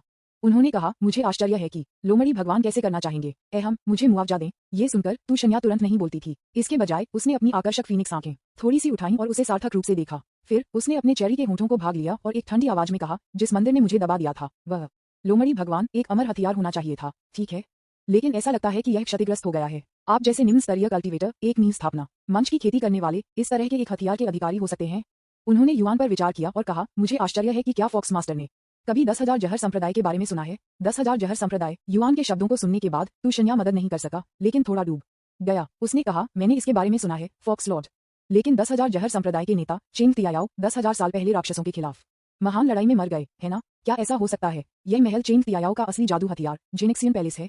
गलत। इस बिंदु पर तू शन्या अचानक फंस गई। उसने अपना सिर जोरदार तरीके से हिला दिया और कहा, यह कहा जाता है कि जेनेक्सियन पैलेस को महान दानव स्लेन युद्ध के दौरान तलवार के संप्रदाय के वान जियानी द्वारा खुला विभाजित किया गया था और यहाँ तक कि हथियार की आत्मा को नष्ट कर दिया गया था। लेकिन जब मैं आपके शरीर पर महल को देखता हूँ तो ये स्पष्ट है कि अभी भी एक हथियार आत्मा है। क्या हो रहा है कुआ? वह युआन ने शुष्क रूप से खांसी की, ये सोचकर कि किस बहाने का उपयोग करने के लिए किंगुकू फॉक्स लॉर्ड को उसके विपरीत उपयोग करने के लिए उपयोग किया जाता है। इस समय अचानक तू शन्या ने शांति से कहा, ठीक है, क्योंकि यह सवाल आपको शर्मिंदा महसूस करता है तो मैं कोई और सवाल नहीं पूछूंगा। हालांकि मुझे आशा है कि आप मेरी एक शर्त से सहमत हो सकते हैं। यह देखते हुए कि यह किंगयू फॉक्स जनजाति के सदस्य ने आखिरकार इस बारे में चिंता करना बंद कर दिया, उन्होंने युआन ने आखिरकार राहत की सांस ली। ऐसा इसलिए है क्योंकि वेंडू क्लोन इस समय उनका सबसे बड़ा रहस्य है। भले ही तू शान वाई ने पहले से ही उसके साथ शारीरिक संपर्क किया था, वह इस बात की गारंटी नहीं दे सकता था कि द सीक्रेट सीखने के बाद वह मौके पर उसके खिलाफ हो जाएगी और वान डू चेंग तियायाओ के क्लोन के लिए सीधे उसके साथ प्रतिस्पर्धा करेगी। सब के बाद इस तियान्युआन महाद्वीप में जहां मजबूत का सम्मान किया जाता है, विज्ञापन ताकत सब कुछ का प्रतिनिधित्व करती है। कभी कभी एक के लिए लड़ने के लिए अफसर, परास्नातक और प्रशिक्षु, पति और पत्नियां और यहाँ तक कि रक्त रिश्तेदार एक पल में एक दूसरे के खिलाफ हो जाएंगे। क्या अधिक है, वे एसेक्स भागीदार हैं जिनके पास केवल एक बार गहराई से संचार है। उन्होंने युआन ने पूरी तरह से सिर हिलाया और कहा, मास्टर फॉक्स कृपया बोलें। तू शान हाँ ने उसे लगातार देखा और कहा, ये लोमड़ी भगवान को उम्मीद है कि आप मुझे जिन पेंग से निपटने में मदद कर सकते हैं। क्या जिन पेंग? जब उसने युआन अचानक ये सुना तो वह एक पल के लिए दम रह गया। फिर वह मुस्कुराया और कहा, तुशान फॉक्स लॉर्ड, आप मजाक कर रहे हैं, आप नहीं हैं। जिन पेंग आपके 12 स्वर्गीय राक्षसों का नेता है, जिस पर आप 11 प्रमुख दानव कुलों प्रतिज्ञा निष्ठा। यदि आप उसका विरोध करना चाहते हैं तो ये बहुत मुश्किल होगा, है ना? अच्छा। तू शन्या ने अपने कंधों को झकझोर दिया, अपनी खूबसूरत आंखों से उस पर झपकी ली और निश्चित रूप से एक बात के रूप में कहा, ये ठीक है, क्योंकि जिनपेंग बल इतना शक्तिशाली है कि इस लोमड़ी भगवान ने आपको पाया है, वह युआन एक साथी के रूप में। ये लोमड़ी भगवान का अनुमान है, जैसा कि उन्होंने कहा था। आश्चर्यजनक रूप से सुंदर महिला ने अपने जेड वाइट स्लीन्ड बालों को फैलाया, लापरवाही से उसके माथे से उसके कान तक हवा में उड़ाए गए बालों का एक स्ट्रैंड ब्रश किया और कहा, आप वह युआन इतने स्पष्ट रूप से बोल सकते हैं और जेनेक्सियन महल 10,000 पोजे सेक्ट के मास्टर के असली नाम के अधिकारी हैं। मुझे यकीन है कि आप एक साधारण मानव संप्रदाय से नहीं हैं, है ना? उद्धरण चिन्ह कुआ। वह युआन ने अपनी नाक की नोक को छुआ, एक मुस्कुराहट उसके होंठों पर खेल रही थी। उन्होंने कहा, तुशान फॉक्स मास्टर सही है, ये बच्चा वास्तव में मानव जाति के एक प्रमुख संप्रदाय से है। मुझे यकीन है कि फॉक्स मास्टर ने हमारे साथ कई बार निपटा है। मेरे पिता एहम, क्या वह वांगशेंग हैं? जीवन क्यों भूल जाओ? तू शन्या के सुंदर चेहरे पर अभिव्यक्ति अचानक काफी दिलचस्प हो गई। एक लंबे समय के बाद उसने युआन पर गहराई से नजर डाली और कहा, मुझे उम्मीद नहीं थी कि वह वांगशेंग का बेटा है जिसके बारे में बोल रहा है। आपके पिता और मैं पुराने परिचित हैं। इतना ही नहीं, आपकी माँ सू युना भी मेरे लिए कोई अजनबी नहीं है। उद्धरण चिन्ह विज्ञापन। मेरी माँ? वह युआन थोड़ा स्तब्ध था। सच कहूं तो यहाँ तक कि मूल मालिक को अपनी जैविक माँ सू यून का बहुत प्रभाव नहीं था, क्योंकि उसने स्वतंत्रता की उम्र में अपनी माँ को खो दिया था। क्या अधिक है, वह युआन अब एक आत्मा यात्री है, इसलिए उसके पास सू यूना के लिए कोई गहरी भावना नहीं है। लेकिन इससे वह युआन को अपनी जैविक माँ के जीवन के अनुभव के बारे में जानने से नहीं रोका। विशेष रूप से इसका कारण है कि सू यूना की मृत्यु हो गई। आखिरकार जहां तक वह जानता था, भले ही सू यूना की खेती का स्तर उतना अच्छा नहीं था जितना कि वह वांगशिंग का था, फिर भी उसे वांसियन संप्रदाय में शीर्ष 10 में से एक माना जा सकता था। इस स्तर के एक मजबूत व्यक्ति को इतनी आसानी से नहीं मरना चाहिए जब तक कि वह कुछ बड़े बदलाव का सामना नहीं करता है।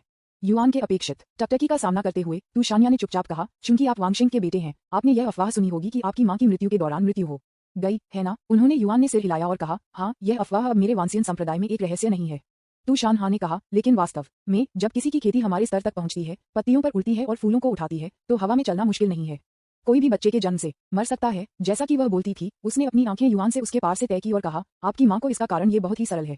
वह आपको जन्म देने से पहले गंभीर रूप से घायल हो गई थी और यह एक आंतरिक चोट थी जो उसे बहुत नींद को हिला देने के लिए पर्याप्त थी। ये सुनकर उसने युआन ने अपनी आंखें थोड़ी संकुचित कर दी और कहा, तो मास्टर फॉक्स को पता होना चाहिए कि मेरी माँ को वापस घायल किसने, सही? ये सुनकर तुशानहा ने थोड़ा सिर हिलाया और कहा, इस लोमड़ी के भगवान के पास केवल एक सामान्य विचार है। आपके पिता को सबसे अच्छा विवरण पता हो सकता है, लेकिन यहाँ तक कि अगर ये लोमड़ी भगवान आपको नहीं बताता है तो मुझे यकीन है कि आप थोड़ा अनुमान लगा सकते हैं। चूंकि आपके पिता बिना किसी हमले के 20 साल तक इसे सहन करने में सक्षम थे, तब आपकी माँ को गंभीर रूप से घायल करने वाले व्यक्ति को उससे निकटता से संबंधित होना चाहिए। उद्धरण चिन्ह। एक विराम के बाद वह बाहर पहुंची और अपने बालों को चिकना कर दिया। ये कहते हुए, ये लोमड़ी भगवान केवल ये कह रहा है, यह व्यक्ति आपकी माँ के परिवार से है, जैसा कि वे हैं, आपको बाद में उन्हें ढूंढना होगा। ठीक है, काफी छोटी बात। उसने विषय को बदल दिया और कहा, आपको बहुत दबाव महसूस करने की आवश्यकता नहीं है। इस फॉक्स मास्टर ने आपको जिन पेंग से निपटने में मदद करने के लिए वादा करने के लिए कहा, लेकिन अभी नहीं। आखिरकार आपकी वर्तमान स्तर की खेती के साथ आपको मेरी मदद करने के लिए कह रहा है। इस फॉक्स मास्टर को पूरी तरह से बाधा डालेंगे। उद्धरण चिन्ह। आधा साल। वह अपनी खूबसूरत आंखों से युआन को घूरती रही और कहा, ये फॉक्स मास्टर आपको केवल आधा साल देगा। आधे साल के भीतर आप वह युआन गोल्डन कोर स्टेज से गुजरना चाहिए। फिर मैं आपको फिर से ढूंढूंगा। विज्ञापन अध्याय 108 यू शाओ शाओ, आप क्या करने जा रहे हैं? ये कहने के बाद तू शन्या ने युआन को मना करने का मौका नहीं दिया। उसने अपना दाहिना हाथ उठाया और एक लंबा नीला रिबन अचानक अपनी आस्तीन से बाहर निकला। इसने फू शू खच्चर को लपेट दिया, जो कास्टेड होने के बाद दर्द से बेहोश हो गया था और सीधे 100 फुट के झरने तक उड़ गया। तू शन्या और दीर्घायु खच्चर को झरने में गायब करते हुए देखकर वह युआन की अभिव्यक्ति मदद नहीं कर सका, लेकिन कड़वा हो गया। आधे साल के भीतर गोल्डन कोर स्टेज के माध्यम से तोड़ें। फॉक्स कबीले का ये ज़ैड राक्षसा वास्तव में जानता है कि खुद पर दबाव कैसे डालें। क्या वह सोचती है कि अभ्यास करना और आगे बढ़ना एक कंप्यूटर गेम खेलने जैसा है, जहां आप केवल काल कोठरी को समाशोधन करके स्तरों को समतल कर सकते हैं और पास कर सकते हैं? लेकिन मैंने और नहीं कहा। यदि वह युआन सफलतापूर्वक सभी आत्माओं का शरीर बना सकता है, तो भविष्य में उसकी खेती निश्चित रूप से तेजी से सुधार करेगी। शायद मैं वास्तव में आधे साल के भीतर गोल्डन कोर चरण के माध्यम से टूट सकता हूँ। आखिरकार तलवार अमर के मूल उपन्यास में किस्मत के नायक जू जियांग की खेती का स्तर एक रॉकेट की तरह बढ़ गया जब वह सभी आत्माओं के शरीर के पास था। इस बारे में सोचते हुए उन्होंने युआन ने अपने विचारों को इकट्ठा किया और पहाड़ की धारा छोड़ने के लिए मुड़ गए। इस बार वेंडू क्लोन की मदद से उन्होंने नीचे ट्रैक किया और तुशान या और फुशो म्यूल, दो अकेला राक्षसों को रोक दिया और लड़ाई के बाद भालू राक्षस के साथ फिर से जुड़ गए। ये कहा जा सकता है कि उन्होंने अपना लक्ष्य हासिल कर लिया है।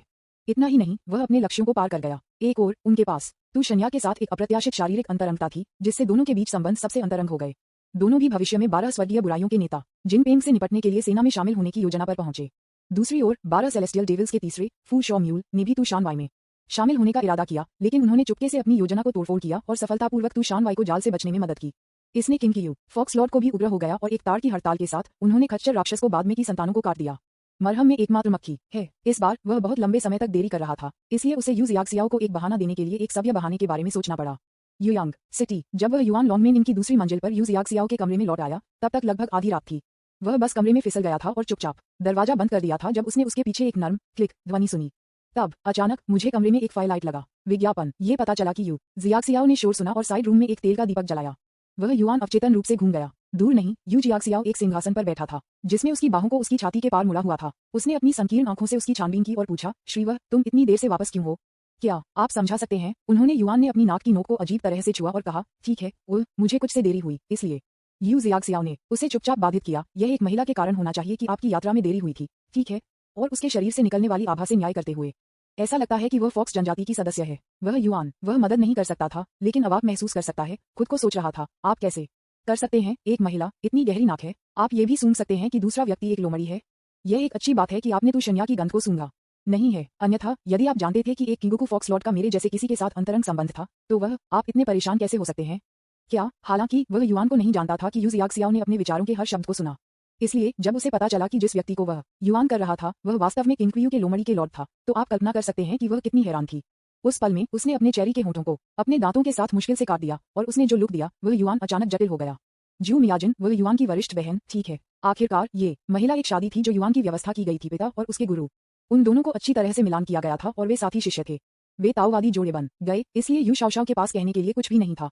लेकिन तुशान हाँ के बारे में, किंगयू के फॉक्स लॉर्ड, एक लोमड़ी के रूप में उसकी स्थिति का उल्लेख नहीं करने के लिए, यहाँ तक कि वरिष्ठता के आधार पर उसे युआन के लिए इंतजार करना चाहिए, इससे पहले कि वह उसका पक्ष ले सके, ठीक है? यू जियाक्सियाओ ने गुप्त रूप से अपनी गुलाबी मुट्ठी को जकड़ लिया, अचानक खड़े हो गए, आगे बढ़े और सीधे युआन की ओर बढ़े। उन्होंने युआन ने देखा कि उसकी अभिव्यक्ति अलग थी और उसकी संकीर्ण आंखें एक खतरनाक प्रकाश का उत्सर्जन कर रही थीं। उसका दिल मदद नहीं कर सकता था, लेकिन कस गया और उसने अवचेतन रूप से कहा, मिस यू, क्या तुम क्या करने जा रहे हो? सूखा। यू जियाक्सियाओ ने अपने चेरी होंठ खोले और इस तरह के एक भयंकर शब्द को बाहर निकाल दिया। वह पहले से ही वह युआन के करीब आ गई थी, उसकी आभा बाहर की ओर विकिरण कर रही थी, उसे एक गहरे ताला में बंद कर रही थी। उसने कहा, आपके पास पहले से ही अपनी पत्नी के रूप में जू मियाजिन है, मुझे अपने कॉन्सुबाइन के रूप में उल्लेख नहीं करने के लिए, और फिर भी आप अभी भी मुझ पर धोखा देने के लिए बाहर जा रहे हैं। ऐसा लगता है कि मेरे पास आपके लिए पर्याप्त नहीं है। अगर ऐसा है तो आज रात मैं आपको सूखा लूंगा। ऐसा कहने के बाद उसने युआन को बोलने का मौका नहीं दिया। उसने अपने कॉलर को पकड़ लिया, उसे उठाया और उसे सीधे लकड़ी के बिस्तर पर फेंक दिया। अगला पल उसने आगे बढ़ने का मौका लिया, युआन की छाती और पेट पर बैठने के लिए आगे बढ़ते हुए और अपने कपड़े फाड़ने लगे। विज्ञापन। अरे बाप रे, वह युआन मदद नहीं कर सकता था, लेकिन अंदर की ओर शाप दे सकता है। हालांकि वह केवल इस समय नींव निर्माण के दूसरे चरण में है और उसकी खेती यू जियाक्सियाओ की तुलना में थोड़ी कमजोर है, इसलिए उसका शरीर इस महिला द्वारा पूरी तरह से नियंत्रित है और वह केवल उसे जो कुछ भी करना चाहती है उसे करने दे सकती है। टियांग के विपरीत, ये वास्तव में तियांग के विपरीत है। वह एक आदमी था, लेकिन वह एक के बाद एक महिलाओं द्वारा आरामगंडी था। अगर मैं दूसरों को ये बताता हूँ तो मुझे डर है कि मैं दूसरों की मौत के साथ हंसूंगा। दुर्भाग्य से इस समय कोई फर्क नहीं पड़ता कि वह कितना दुखी और असहाय महसूस करता था, वह यू जियाक्सियाओ के कार्यों को रोक नहीं सकता था। इसमें एक पल नहीं लगेगा। वे दोनों नग्न थे और एक दूसरे को ईमानदारी से देखते थे। फिर यू जियाक्सियाओ ने अपने होठों को शुद्ध किया और वह युआन को धमकाने लगा, जैसे कि गुआनिन एक कमल पर बैठे थे। जैसा उसने कहा था वैसा ही था। इस बार वह वास्तव में वह युआन सूखी निचोड़ना चाहती थी। जब भी वह युआन थक गया था और हार मान लेना चाहती थी, यह महिला किसी तरह आग की लपटों को भड़काएगी और उसे फिर से लड़ाई करेगी। रात जल्दी से गुजरा। यह अगले दिन के 9 बजे तक नहीं था जब यू शाओशाओ ने आखिरकार उसे जाने दिया। एक पूरे 5 घंटे ये दोहरी खेती पूरे 5 घंटे तक चली। जब यू जियाक्सियाओ का चिकना और परिपूर्ण शरीर उसके शरीर से खड़ा था तो उसने युआन को ऐसा महसूस किया जैसे उसका पूरा शरीर अलग होने वाला था और वह गले में खराश और कमजोर महसूस करता था। दूसरी ओर यू जियाक्सियाओ उसने अपने चेहरे पर एक ताजा नजर के साथ अपनी पोशाक पर रखा और कहा, ठीक है, अभिनय करना बंद करो जैसे तुम मेरे द्वारा आर तारांकन डी हो। मुझे पता है कि तुम वास्तव में इस प्रक्रिया का आनंद लेते हो, है ना? वह अचानक सिकुड़ गई और कहा, अब से आप और मैं हर दिन इस तरह दोहरी खेती का अभ्यास करेंगे और यह उस दिन तक जारी रहेगा जब तक हम ताइवू तलवार की कब्र में प्रवेश नहीं करते। ये सुनने के बाद वह युआन अचानक बैठ गया और सदमे में पूछा, क्या? विज्ञापन अध्याय 109 शेर सामना फ्लाइंग वल्चर। उन्होंने युआन ने जानबूझकर गणना नहीं की कि उनमें से दोनों ने कल रात कितनी बार एक्स किया था या ये कब तक चला था, लेकिन उन्होंने अनुमान लगाया कि समय की संख्या कम से कम उसके हाथों के रूप में थी और यह 5 घंटे से अधिक समय तक चला। इंटरनेट की दुनिया से एक बल्कि अश्लील शब्द का उपयोग करने के लिए जिसे वह रहता था उसकी त्वचा को रगड़ दिया गया था। लेकिन यू शाओशाओ का सुझाव ताइवू तलवार के कब्र पर उनकी यात्राओं की अवधि और आवृत्ति को नियमित करना था। उन्होंने युआन को आखिरकार इसका पता लगा लिया। यह महिला स्पष्ट रूप से निर्धारित है और तब तक नहीं रुकती है जब तक कि उसने अपने सभी रक्त और सार को सूखा नहीं दिया है। यू जियाक्सियाओ ने उसे एक सुलेन लुक दिया और कहा, आओ, इस लड़की को कैसे बेहतर मिला, इस बारे में इतना दुखद होने का नाटक करना बंद करो। आप कैसे कहते हैं कि आप इसका आनंद नहीं लेते हैं? इसके अलावा पूरे समय मैं किगोंग फॉर्मूला का अभ्यास कर रहा था जिसे आपने मुझे सिखाया था, इसलिए आपको कुछ सफलताएं देनी चाहिए है ना? ये सुनकर वह युआन थोड़ा स्तब्ध था। उन्होंने तुरंत अपने शरीर में क्यूई और रक्त को महसूस करने की कोशिश की। आशा के अनुसार जैसा कि यू शाओशाओ ने कहा, 5 घंटे से अधिक की दोहरी खेती के बाद उसकी खेती फाउंडेशन बिल्डिंग के दूसरे चरण के चरम पर पहुंच गई थी और उन्हें नींव निर्माण के तीसरे चरण के माध्यम से तोड़ने के लिए केवल एक कदम की आवश्यकता थी। इस दर पर जब तक वह हर दिन यू जियाक्सियाओ के साथ 5 घंटे की दोहरी खेती को बनाए रख सकता है, वह सभी आत्माओं के शरीर का निर्माण किए बिना आधे साल के भीतर गोल्डन कोर चरण के माध्यम से तोड़ने में सक्षम होगा। जबकि अन्य संसाधनों को हड़पने के लिए सख्त ध्यान कर रहे थे, मैं दोहरी खेती का अभ्यास करने और आसन को बदलने के लिए कड़ी मेहनत कर रहा था और मैं बिस्तर में झूठ बोलकर अपने दायरे को ऊंचा करने में सक्षम था। यह आवाज ऐसी चीज की तरह क्यों है जो एक धड़कन के योग्य है? चुपचाप अपने कपड़े रखो, उन्होंने युआन ने कहा। हमें एक दिन और एक रात के लिए यहाँ देरी हुई है। हमें ताइवू तलवार के मकबरे की अपनी यात्रा को गति देने की जरूरत है। निश्चिंत रहें। यू जियाक्सियाओ ने अपने कंधों को झकझोर दिया, अपनी खूबसूरत आंखों से उसकी तरफ देखा और कहा, मुझे पता है कि क्या चल रहा है। युयांग सिटी यशान पर्वत पर ताइवू तलवार की कब्र से काफी दूर है। अगर मैं पूरी तरह से उड़ने वाली तलवारों पर भरोसा करता तो मुझे शायद आराम करने के लिए एक जगह खोजने की आवश्यकता होगी। इसलिए जब आप कल दूर थे, मैंने ताई संप्रदाय से संपर्क किया। उद्धरण चिन्ह, इस संप्रदाय में युयांग सिटी में एक बर्ड माउंट ट्रेनिंग ग्राउंड है। उसने अपनी उंगलियां दी और कहा, बाद में हम कार्यक्रम स्थल पर जाएंगे और एक शेर का सामना करने वाला ईगल निकालेंगे। हम इसे ताइवू तलवार के कब्र पर ले जाएंगे। ये तलवार उड़ाने की तुलना में बहुत आसान है। विज्ञापन bird mount training ground. You Shaoshao ने इसका उल्लेख करने के बाद उन्होंने युआन को आखिरकार कुछ छाप दिया। वास्तव में क्योंकि ताइयाई संप्रदाय तियानयुआन महाद्वीप में सबसे बड़े पश्चिमी रेगिस्तान के करीब है, अक्सर शेर का सामना करने वाले गिद्ध होते हैं जो रेगिस्तान में लाशों पर खिलाते हैं। ये शेर सामना करने वाले गिद्ध आकार में विशाल हैं और बहुत लंबी उड़ान धीरज है, इसलिए इसे धीरे धीरे बंजर भूमि के पास संप्रदायों द्वारा एक माउंट के रूप में प्रशिक्षित किया गया था।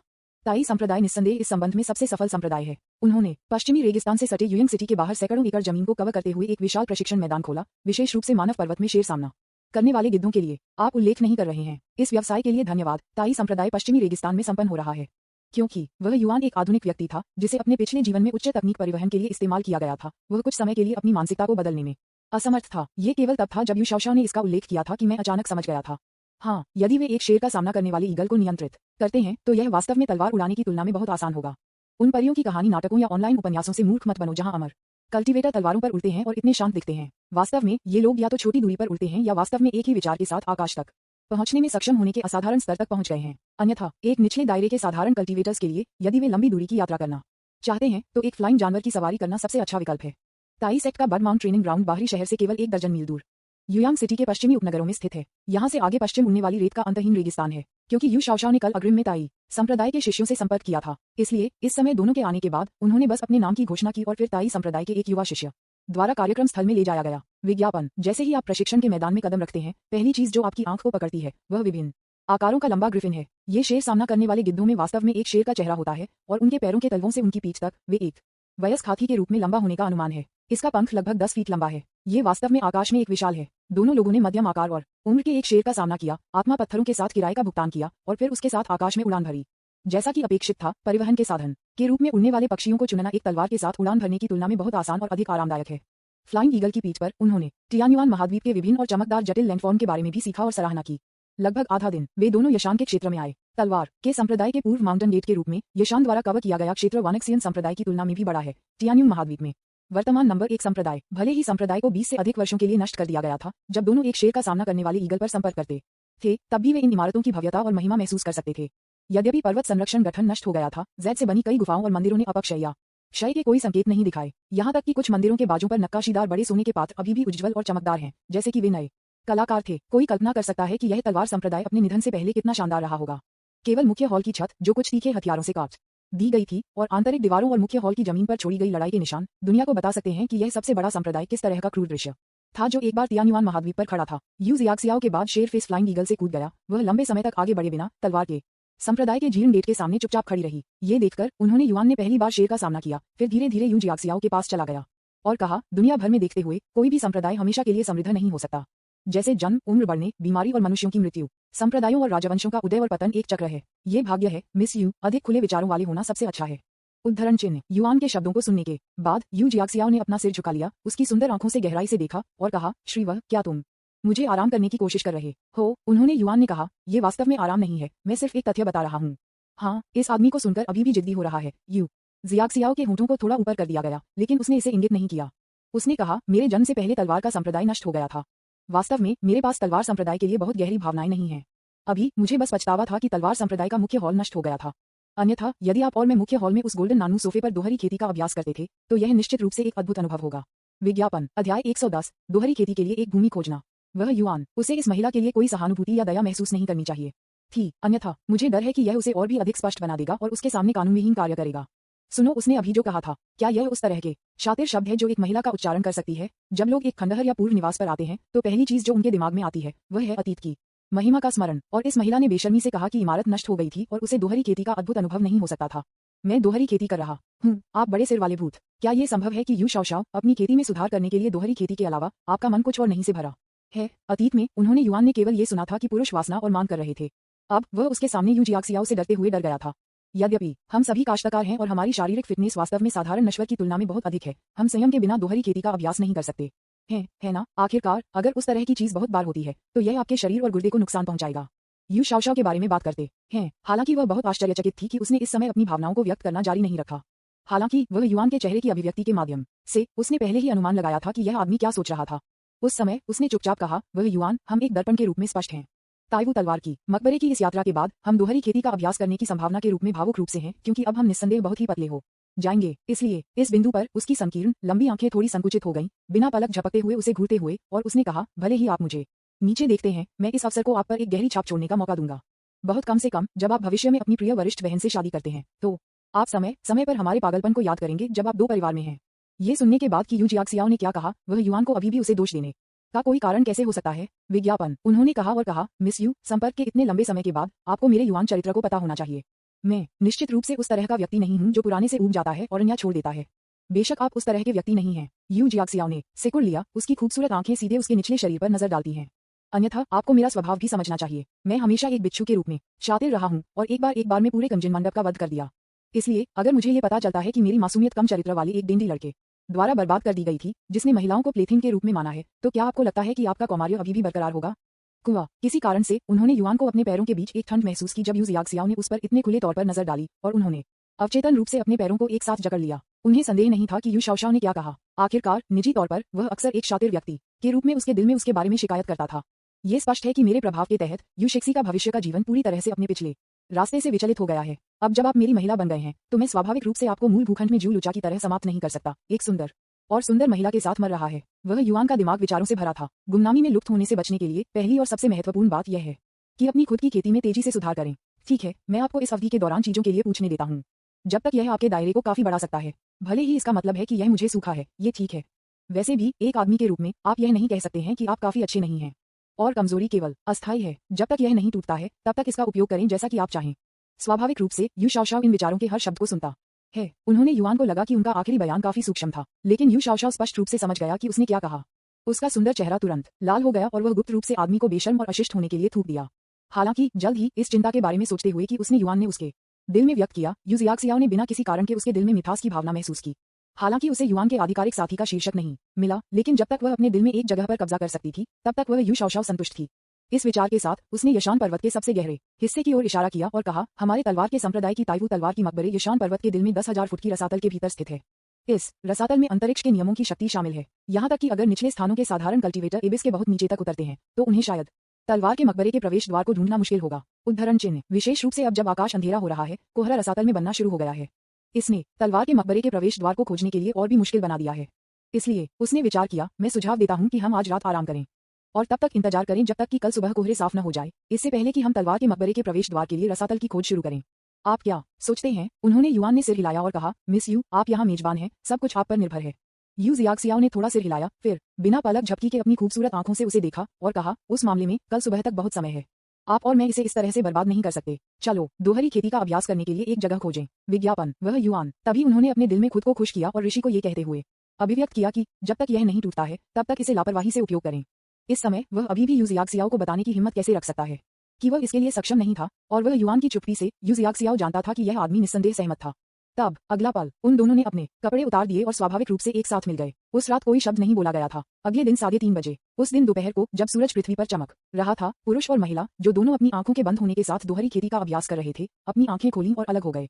इस बार दोनों पिछली बार की तुलना में अधिक समय तक चले, हालांकि शायद इसलिए कि वह युआन यू जियाक्सियाओ द्वारा मजबूर नहीं किया गया था। वह सुनु हॉट सूट करने के लिए तैयार था और वह स्पष्ट रूप से शारीरिक और मानसिक दोनों तरह से बहुत खुश था। नतीजतन दोहरी खेती की क्षमता भी अधिक टिकाऊ हो गई। दोहरी खेती की एक रात ने दोनों को अपने दायरे को आगे बढ़ाने की अनुमति दी। यू शाओशाओ की खेती नींव निर्माण के तीसरे चरण के चरम पर पहुंच गई है और उसे केवल चौथे के माध्यम से तोड़ने के लिए एक कदम की आवश्यकता है, फाउंडेशन बिल्डिंग का चरण। हालांकि वह युआन का दायरा ढीला होने लगा और ऐसा लग रहा था कि वह किसी भी समय नींव निर्माण के तीसरे चरण के माध्यम से टूट सकता है। बस संक्षेप में, उन दोनों ने यशान के दिल में अपनी तलवारों पर उड़ान भरी। यहाँ, जैसा कि यू जियाक्सियाओ ने कहा, एक गहरी रसातल था जो एक तलवार से खुला हुआ लग रहा था। शायद यह इसलिए था क्योंकि रसातल के तल पर कहरा अभी तक सुबह में नहीं फैलता था, या क्योंकि रसातल बहुत अधिक था। लेकिन जब वह युआन रसातल के किनारे पर खड़ा था और नीचे देखा, तो उसने देखा कि वह अंतहीन धुंध था। अबिस, ये वास्तव में अपने नाम तक रहता है। इस समय उन्होंने युआन अचानक अपना सिर घुमाया और उसके बगल में यू जियाक्सियाओ पर नजर डाली। मिस यू, क्या आप मुझे बता सकते हैं कि इस रसातल के नीचे स्थानिक कानूनों के बारे में इतना अजीब क्या है? विज्ञापन। अध्याय 111 एबिस। ये सुनकर यू जियाक्सियाओ ने कहा और कहा, वास्तव में मुझे अंतरिक्ष के नियमों के बारे में ज्यादा जानकारी नहीं है। आखिरकार जो लोग इस कानून में महारत हासिल कर सकते हैं, वे कम से कम गोल्डन कोर स्टेज या उससे ऊपर हैं। लेकिन फिर उसकी अभिव्यक्ति अप्रत्याशित रूप से असामान्य रूप से गंभीर हो गई और उसने कहा, नोटबुक में मेरी माँ ने मुझे ताइवू तलवार के मकबरे के बारे में छोड़ दिया। इन स्थानिक कानूनों की शक्ति का विस्तार से वर्णन किया गया है। उदाहरण के लिए 10,000 फुट रसातल के प्रवेश द्वार से नीचे 100 फीट नीचे की दूरी तक अनगिनत बड़े और छोटे स्थानिक अशांति हैं। यदि आप सावधान नहीं हैं, तो आप अशांति से एक मृत्यु निषिद्ध क्षेत्र में बह सकते हैं। 100 फीट के बाद स्थानिक बिजली क्लेश दिखाई देने लगते हैं। यहाँ तक कि गोल्डन कोर स्टेज पर एक काश्तकार भी उस तरह की शक्ति का सामना करने में सक्षम नहीं हो सकता है। बेशक ये सबसे डरावनी बात नहीं है। जो वास्तव में हमें निराशा करता है, वह शून्य जानवर हैं जो अन्य आयामों में मौजूद हैं। ये कहा जाता है कि इनमें से प्रत्येक जानवर में कम से कम एक मानव की शक्ति है जो दिव्य परिवर्तन चरण में है। क्या अधिक है? कुछ भी। क्लेश क्रॉसिंग स्टेज में एक इंसान के स्तर तक पहुंच गए हैं।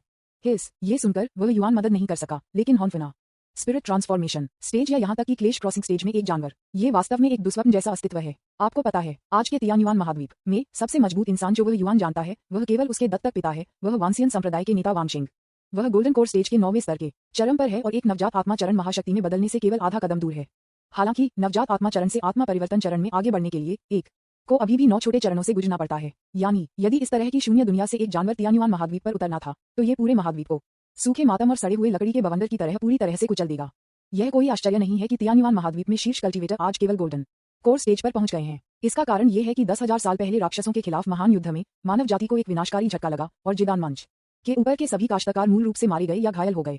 इतना ही नहीं, पूरे महाद्वीप को एक ही समय में स्वर्ग से सजा का सामना करना पड़ा और खेती करने वालों के लिए नवजात आत्मा मंच या उससे अधिक के माध्यम से टूटना मुश्किल हो गया। विज्ञापन। उन्होंने युआन को एक बार संदेह किया था कि यह तियान्युआन महाद्वीप तलवार अमर में मनुष्यों के लिए सिर्फ एक कम क्षेत्र था।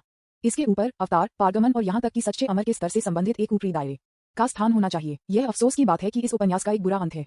नतीजतन तलवार अमर का पूरा भूखंड किस्मत के नायक जू जियांग के साथ समाप्त हो गया, जो तियान्युआन महाद्वीप में निरपेक्ष नंबर 1 बन गया और बाद में यह एक बड़े हरम के साथ एक वाई लेख बन गया। वास्तव में जब उन्होंने युआन पहली बार उपन्यास पढ़ा, तो वह लेखक के खराब अंत से बहुत असंतुष्ट थे। उन्होंने महसूस किया कि यदि वह पूरे तलवार अमर को लिखते हैं, तो यह निश्चित रूप से ऊपरी क्षेत्र महाद्वीप को शामिल करेगा, जो क्षेत्र में बड़ा है, संसाधनों में समृद्ध है और तियान्युआन महाद्वीप की तुलना में उच्च स्तर का खेती है। यह उपन्यास के नायक को एक व्यापक दुनिया में प्रवेश करने और संघर्ष करने के लिए कदम से कदम के रास्ते के शिखर तक पहुंचने की अनुमति देता है। कुआ उन लोगों पर शर्म आती है जो शो को अनफिनिश करते हैं। वह युआन मदद नहीं कर सकता, लेकिन शाप दे सकता है, लेखक एक छोटे और तेज लेखक के रूप में अपने दिल में दुर्भावनापूर्ण रूप से। तब उन्होंने एक बार फिर से आश्चर्यजनक रूप से सुंदर यू जियाक्सियाओ की ओर अपनी टकटकी लगाकर कहा और कहा, मिस यू, क्योंकि आपकी माँ ने आपको उस नोटबुक को छोड़ दिया था, यह आपको बताना चाहिए था कि स्थानिक अशांति और स्थानिक गड़गड़ाहट क्लेशों से कैसे बचें। है ना? युआन के शब्दों को सुनने के बाद यू जियाक्सियाओ ने सिर हिलाया और कहा, हाँ, उस नोटबुक में एक छिपे हुए मार्ग का उल्लेख है। केवल इस मार्ग का अनुसरण करके और इस रसातल के निचले हिस्से में उतरने से कोई सफलतापूर्वक अंतरिक्ष के कानूनों की सजा से बच सकता है। ये सिर्फ उसने अचानक इस विषय को बदल दिया और कहा, आखिरकार यह नोट तब लिखा गया था जब मेरे पिता अभी भी जीवित थे। ये 20 साल से अधिक हो गया है। जैसा कि रसातल के नीचे अन्य दुर्घटनाएं हुई हैं, मेरे पास जानने का कोई तरीका नहीं है। इस बिंदु पर उसकी खूबसूरत आंखें अचानक टिमटिमाती हैं और उसने उसे एक आधे मुस्कान के साथ देखा। ये कहते हुए तो श्री वह यहाँ तक कि क्या आप मुझे इस रसातल के दिल में ले जाने का जोखिम उठाने की हिम्मत करते हैं? उन्होंने युआन ने कहा और कहा, मिस यू, मैं मोटे तौर पर अनुमान लगा सकता हूँ कि आपने इन वर्षों का नेतृत्व किस तरह से किया है। इसलिए यदि हम वास्तव में ऐसा करना चाहते हैं तो आपको अपने जीवन के बारे में अधिक सावधान रहना चाहिए। खैर, ये रसातल हजारों फीट ऊंचा है और शायद नीचे तक पहुंचने में शायद एक लंबा समय लगेगा। चलो बिना देरी के चलते हैं। उद्धरण चिन्ह। यू शाओशाओ ने थोड़ा सिर हिलाया और कहा, ठीक है, बाद में मेरे कदमों का पालन करना याद रखें। अन्यथा यदि आप गलती से स्थानिक अशांति में फंस गए हैं तो मैं आपको समय पर नहीं बचा पाऊंगा। वह स्वाभाविक रूप से युआन ने अभिमानी होने की हिम्मत नहीं की और पूरी तरह से सिर हिलाया। फिर उन्होंने यू जियाक्सियाओ के पीछे निकटता से पीछा किया, उड़ने वाली तलवार को नियंत्रित किया और रसातल के कोने से नीचे छलांग लगाए। यू शाओशाओ द्वारा चुना गया गिरने वाला स्थान अब इसके दक्षिण पश्चिम में 45 डिग्री के कोण पर था। जैसा कि अपेक्षित था, एक आभा के साथ यहाँ एक संकीर्ण स्थान था जो स्पष्ट रूप से दोनों पक्षों से अलग था और केवल एक व्यक्ति के लिए गुजरने के लिए पर्याप्त है। इतना ही नहीं, विज्ञापन, इस स्थान की लाइनें स्थिर नहीं है। उन्होंने युआन को लगा कि यू जियाक्सियाओ के मार्गदर्शन में उन्होंने 10 फीट से कम उतरने से पहले एबिस के साथ कई सर्पिल कर्व्स बनाए। अमुक जब वे दोनों 100 फीट तक उतरे तो आधा दिन बीत चुका था। ऊर्जा की खपत माध्यमिक है। उन दोनों का सबसे अधिक परीक्षण क्या है? मानसिक दबाव, क्योंकि कई बार जब वह युआन यू जियाक्सियाओ के नक्शे कदम पर चलने में विफल रहा और लगभग आसपास के स्थानिक अशांति में चूसा गया।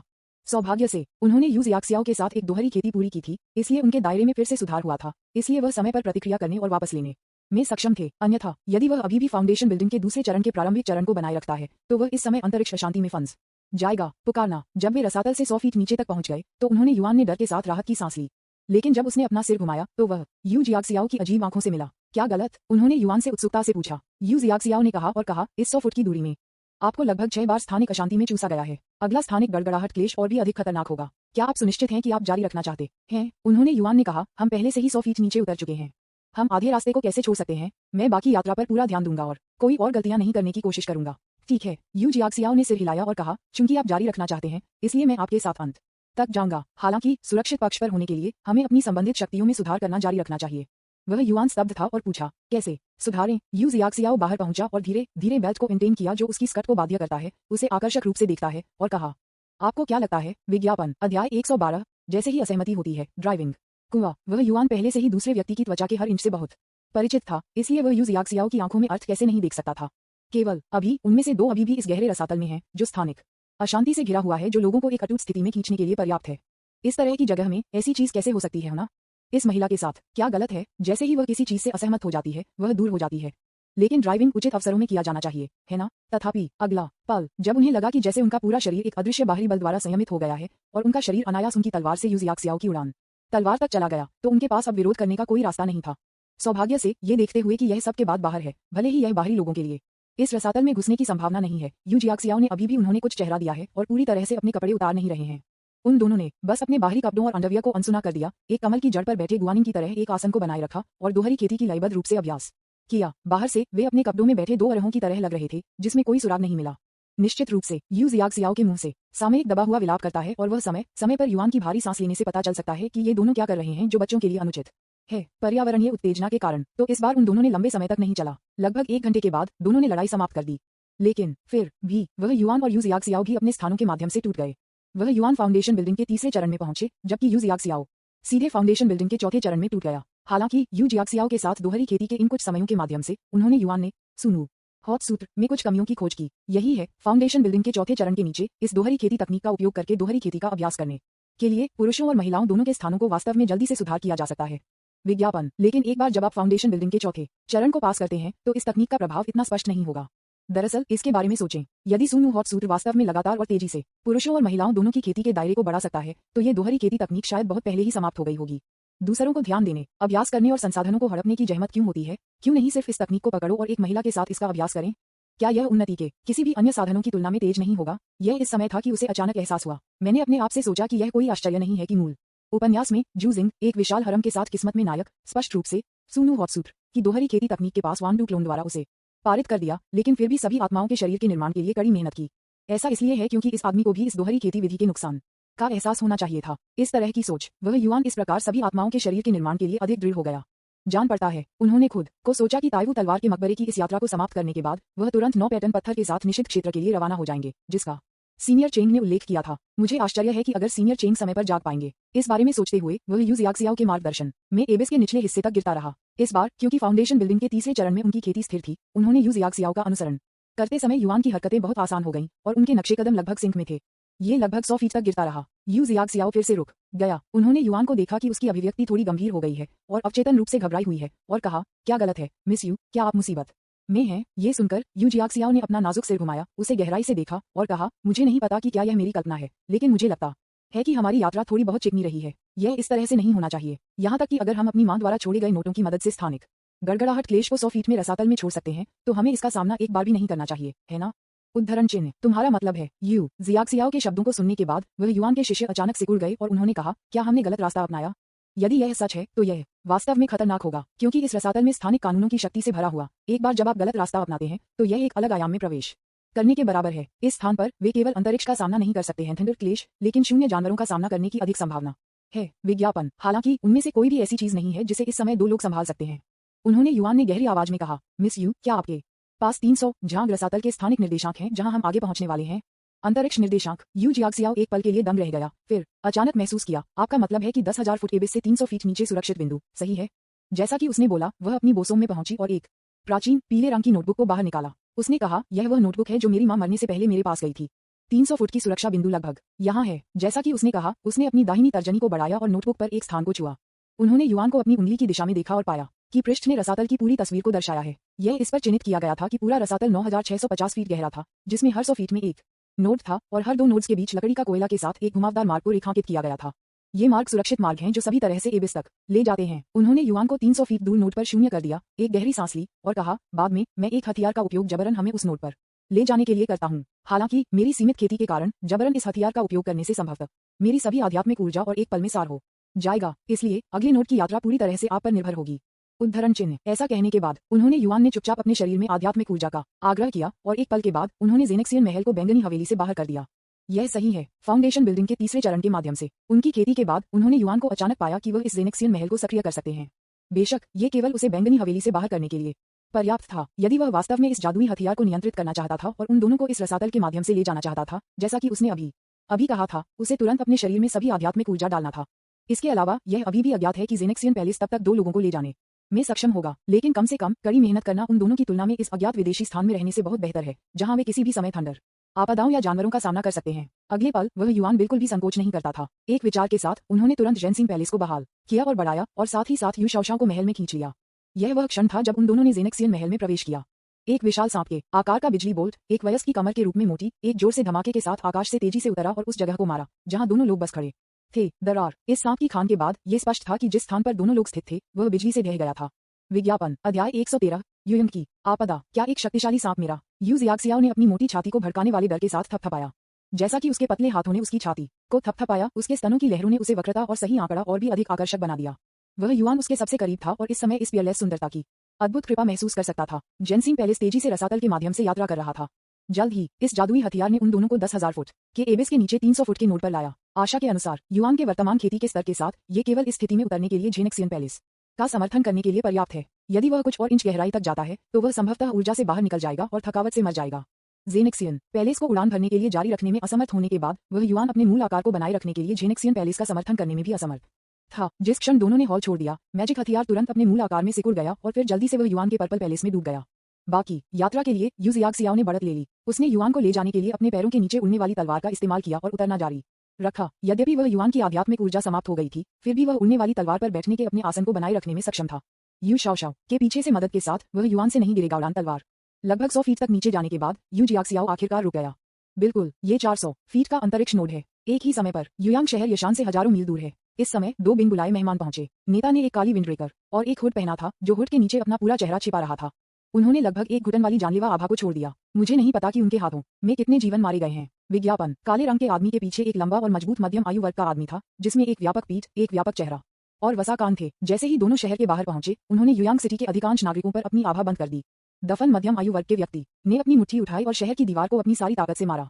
बूम! लेकिन एक जोर से धमाका था और शहर की दीवार सीधे उसके विस्फोट के नीचे गिर गई। तुरंत तब उसने आदमी की आवाज सुनी। किसी न किसी और कठोर ने कहा, लियू ताई, क्या आप अभिमानी और विद्रोही नहीं हैं? हमेशा ये कहते हुए कि आप इस राजा को पीड़ित करना चाहते हैं। हम इस बार मैं अपने बॉस को अपने साथ ले आया हूँ, देखते हैं कि आप कितने अभिमानी हो सकते हैं।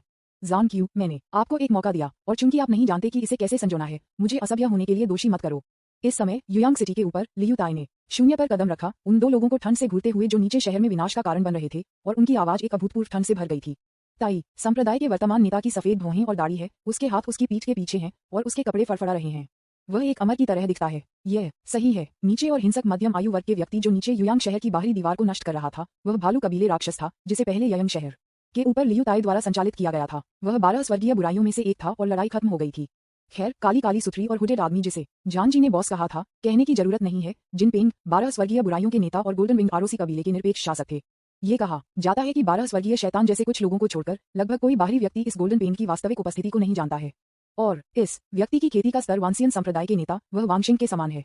दोनों गोल्डन कोर स्टेज के 9वें स्तर पर हैं और नवजात आत्मा के चरण के माध्यम से तोड़ने से केवल आधा कदम दूर हैं। ऐसे सुपर शक्तिशाली व्यक्ति के लिए आसानी से एक छोटे से संप्रदाय को नष्ट करना बेहद आसान है। ये ठीक इसलिए था क्योंकि लियू ताई 12 स्वर्गीय बुराइयों के नेता के अस्तित्व के बारे में चिंतित थे कि उन्होंने तुरंत उस पर हमला नहीं किया। वह जिनपेंग में उदासीन रूप से देखा, जिसका सिर और चेहरा उसके हुड से छिपा हुआ था, और कहा, सर, जब से तलवार के संप्रदाय के पतन के बाद से हम मनुष्यों और आपकी दानव की दौड़ 20 वर्षों से शांति से रहती है। अब आप अपने युयांग शहर में अपने मिनियंस के साथ शानदार धूमधाम के साथ कहर बरपाने के लिए आए हैं। क्या आप वास्तव में मनुष्यों और राक्षसों के बीच युद्ध को प्रज्वलित करने का इरादा रखते हैं? फक फक करना। ये सुनकर गोल्डन पेन ने एक कराहना कर दिया। उसकी आवाज खुशी या दुख के किसी भी निशान को समझने में असमर्थ थी। उन्होंने कहा, मेरा मूल लक्ष्य 10,000 अमर संप्रदाय था। आखिरकार आप मनुष्यों के बीच केवल एक ही जिसे मेरा प्रतिद्वंद्वी माना जा सकता है, वह वांगशिंग है। ये सिर्फ एक दया है। इस बिंदु पर उन्होंने अचानक अपनी आवाज को कई डेसिबल्स उठाया और कहा, कल मैंने एक बहुत ही परेशान करने वाली कहानी सुनी। मेरे पसंदीदा दानव महिलाओं में से एक वास्तव में एक मानव व्यक्ति के लिए अपना कौमार्य खो गया। बाद में मुझे विभिन्न सुरागों के माध्यम से पता चला कि मानव व्यक्ति का अंतिम गंतव्य आपका युयांग शहर था। इसलिए विज्ञापन ये कहने के बाद वह जानबूझकर रुक गया और जारी नहीं रहा। लेकिन निहितार्थ स्पष्ट है। वह लियू ताई को चेतावनी देना चाहता था कि अगर वह युयांग सिटी के नागरिकों के साथ कुछ नहीं करना चाहता था, तो उसे उस मानव आदमी को खोजने में मदद करनी चाहिए जिसने उस दानव महिला की निर्दोषता को नष्ट करने की हिम्मत की जिसे वह प्यार करता था। अन्यथा मुझे डर है कि उनका युयांग शहर आज शांति बनाए रखने में सक्षम नहीं होगा। जिनपेंग के शब्दों को सुनने के बाद लियू ताई के भौंक ने तुरंत एक चुआ नदी के आकार में झपकी ले ली। एक लंबे ठहराव के बाद उन्होंने आखिरकार एक न तो विनम्र और न ही अभिमानी स्वर में बात की, सर, अकेले इस तथ्य को देखते हैं कि मुझे पता नहीं है कि आप जिस मानव व्यक्ति का जिक्र कर रहे हैं उसे नष्ट कर दिया गया है। आपके दानव महिला की मासूमियत भले ही मैंने किया, एक इंसान के रूप में मैं अपने शहर में शांति के बदले में एक साथी आदिवासी को मारने के रूप में इस तरह की घृणित काम कैसे कर सकता हूँ? हे जिनपेंग ने ठंड से मुस्कुराया, अपने हाथों को अपनी पीठ के पीछे रख दिया और अपने हुड से 2 तेज ठंडी किरणों को गोली मार दी। हवा में लियू ताई की ओर ठंड से झाड़ू लगाए। टकराना। जानजू ने इतना गुस्सा किया कि उसने अपने पैर जमीन पर डाला, एक विशाल गड्ढा बना दिया जो कई फीट चौड़ा और लगभग 1 फुट गहरी है, जो कि भीतरी शहर की ब्लूस्टोन पक्की सड़कों पर है। उन्होंने कहा, आप बहुत अभिमानी हैं, लियू ताई। ऐसा कहने के बाद अचानक भालू के कबीले के बड़े राक्षस ने अपने पैरों को जमीन पर ले लिया और उसका पूरा शरीर अचानक मोटा और बड़ा होने लगा और उसके सिर और चेहरे ने धीरे धीरे अपने मूल भूरे भालू की उपस्थिति का खुलासा किया। इसमें एक पल नहीं लगेगा, यह जानजू वास्तव में 10 फीट से अधिक लंबा हो गया और एक विदेशी दानव की तरह एक विशाल भालू राक्षस बन गया। गर्जन। अगले पल उसने अपना मुंह खोला और युयांग शहर की ओर गुस्से में दहाड़ दिया। अचानक युयांग शहर की मुख्य सड़क पर बड़ी संख्या में इमारतों को तुरंत रूपांतरित जानजी की गर्जना से उड़ा दिया गया था। सौभाग्य से इन इमारतों के निवासियों को ताई संप्रदाय के शिष्यों के अनुरोध पर पहले से बाहर ले जाया गया था, अन्यथा यह अकेले शहर में आम लोगों के बीच अनगिनत हताहतों का कारण होगा। लेकिन योद्धा ये देखते हुए कि जिस इमारत में उसने खटखटाया था उसने किसी को घायल नहीं किया, तुरंत अपनी लालटेन जैसी आंखों से घबरा गया। विज्ञापन। अध्याय 114 नरसंहार का खतरा। यदि वह युआन यहाँ होता और विनाश को देखता है कि युद्ध ने युयांग सिटी को दिया था, तो मुझे डर है कि उसके दिमाग में तुरंत क्या आएगा। यह एक निश्चित द्वीप देश द्वारा निर्मित अल्ट्रामैन श्रृंखला में दृश्य होगा, जहाँ राक्षस दिखाई देते हैं और मानव शहरों पर कहर बरपाते हैं। एक विशाल भूरा भालू जो 10 मीटर से अधिक लंबा है, एक राक्षस से अलग नहीं है। हुश। ये देखकर कि झांझी अपने हमले की सीमा का विस्तार करने वाले थे, लियू ताई ने मध्य हवा में अचानक एक तीर में बदल दिया और सीधे भालू राक्षस के लिए चला गया। बूम। दोनों लोग युयांग शहर की मुख्य सड़क के बीच में एक दूसरे से भिड़ गए। अचानक सड़क के दोनों किनारों पर इमारतों और जमीन पर ब्लूस्टोन सभी को हवा में उड़ा दिया गया था। इस टकराव में दोनों समान रूप से मेल खाते थे, हालांकि जान की अग्रिम लियू ताई द्वारा जबरन अवरुद्ध किया गया था। तब आदमी और भालू ने तुरंत मुख्य सड़क पर लड़ना शुरू कर दिया। युद्ध का मैदान भी एक बिंदु पर जमीन से आकाश तक उठ गया और फिर मध्य हवा से जमीन पर गिर गया। केवल आधे कप चाय में दोनों ने 1000 से कम चाल का आदान प्रदान नहीं किया था। बस काफी है। इस समय जिनपेंग, जो अपनी पीठ के पीछे अपने हाथों से चुपचाप खड़े थे, दोनों पुरुषों को लड़ते हुए देखते हुए अचानक चिल्लाया, यदि आप इस तरह से लड़ते रहते हैं, भले ही आप एक पूरे दिन और एक पूरी रात के लिए लड़ते हैं, तो विजेता को निर्धारित करना मुश्किल होगा। मैं आज किसी को खोजने के लिए यहाँ हूँ, न कि आपके साथ एक लड़ाई में संलग्न होने के लिए। लड़ाई खत्म हो गई है, आप पीछे हट जाते हैं और मैं बाकी का ख्याल रखूंगा। जिनपेंग के आदेश के बाद जानजी तुरंत वापस ले लिया और अपने सिर के साथ उसके पीछे खड़े हो गए। तुरंत तब 12 स्वर्गीय राक्षसों के नेता धीरे धीरे लियू ताई के लिए चले गए। फिर उन्होंने धीरे धीरे अपना सिर उठाया, ताई संप्रदाय के नेता को अपना असली चेहरा प्रकट किया। उनकी आंखें थोड़ी संकुचित हो गईं। संप्रदाय नेता लियू, आप वास्तव में मानव जाति के बीच अखंडता के एक दुर्लभ व्यक्ति हैं। लेकिन दुर्भाग्य से आपके जैसे लोगों के पास अक्सर सबसे कम जीवनकाल होता है। अब विज्ञापन। उन्होंने अचानक अपनी आवाज को बाहर निकाला और कहा, चूंकि आप संप्रदाय नेता लियू आपकी अखंडता को बनाए रखने की इच्छा रखते हैं, तब मेरे पास आपकी इच्छा प्रदान करने के अलावा कोई विकल्प नहीं है। मुझे आशा है कि आप गुजर जाने के बाद यूएन के लोग जिन्होंने आपको जीवित कर दिया है, वे आपको सिर्फ एक व्यक्ति के लिए पूरे शहर का बलिदान करने के अपने महान और धर्मी कार्य के लिए दोषी नहीं ठहराएंगे। ये कहने के बाद जिनपिंग ने अचानक हाथ उठाए। पलक झपकते ही पूरे युयांग शहर की सड़कों पर विशाल तूफान से बहने लगती थी। एक के बाद एक बेहद मजबूत तूफान दिखाई देते हैं। आंख एक प्राकृतिक आपदा की तरह एक पल में शहर की सभी दिशाओं की ओर बह गई। एक बार ये तूफान वास्तव में युयांग शहर के माध्यम से हल करते हैं, मुझे डर है कि इसके बाद इस शहर में कुछ बचे होंगे। लियू ताई की अभिव्यक्ति अचानक बदल गई और वह जल्दबाजी में चिल्लाया, सभी ताई संप्रदाय के शिष्यों, सुनो, जल्दी से ताई का गठन। स्नॉट सूंग सूंग। जिस क्षण लियू ताई ने बोलना समाप्त किया, हवा तोड़ने वाली आवाजों के फटने को चारों ओर सुना गया। ये पता चला कि ताई संप्रदाय के शिष्य जो दोनों पक्षों में छिपे हुए थे, इस समय दिखाई दिए और एक गठन करने लगे, हिंसक तूफान को रोकने की कोशिश कर रहे थे। लेकिन क्या अफसोस है, इन शिष्यों में उच्चतम खेती के स्तर के साथ एक ही फाउंडेशन बिल्डिंग के तीसरे चरण में है। उनके द्वारा गठित तलवार के गठन का 9वें स्तर के जिंदन दानव जैसे जिनपेंग के हमले के खिलाफ बहुत प्रभाव हो सकता है। तूफान ने जल्दी से ताई संप्रदाय के शिष्यों को उड़ा दिया और शहर में कहर बरपा रहे थे। महत्वपूर्ण क्षण। अचानक एक स्पष्ट स्वर्गीय आवाज फिर भी क्रोध के साथ शहर के बाहर से निकला, जिनपेंग, ये पर्याप्त है। क्या आपने यूएन के पूरे शहर को वध करने के परिणामों पर विचार किया है? यदि आप ऐसा करते हैं तो हमारी दानव दौड़ अनिवार्य रूप से मनुष्यों से उन्मत्त प्रतिशोध का सामना करेगी।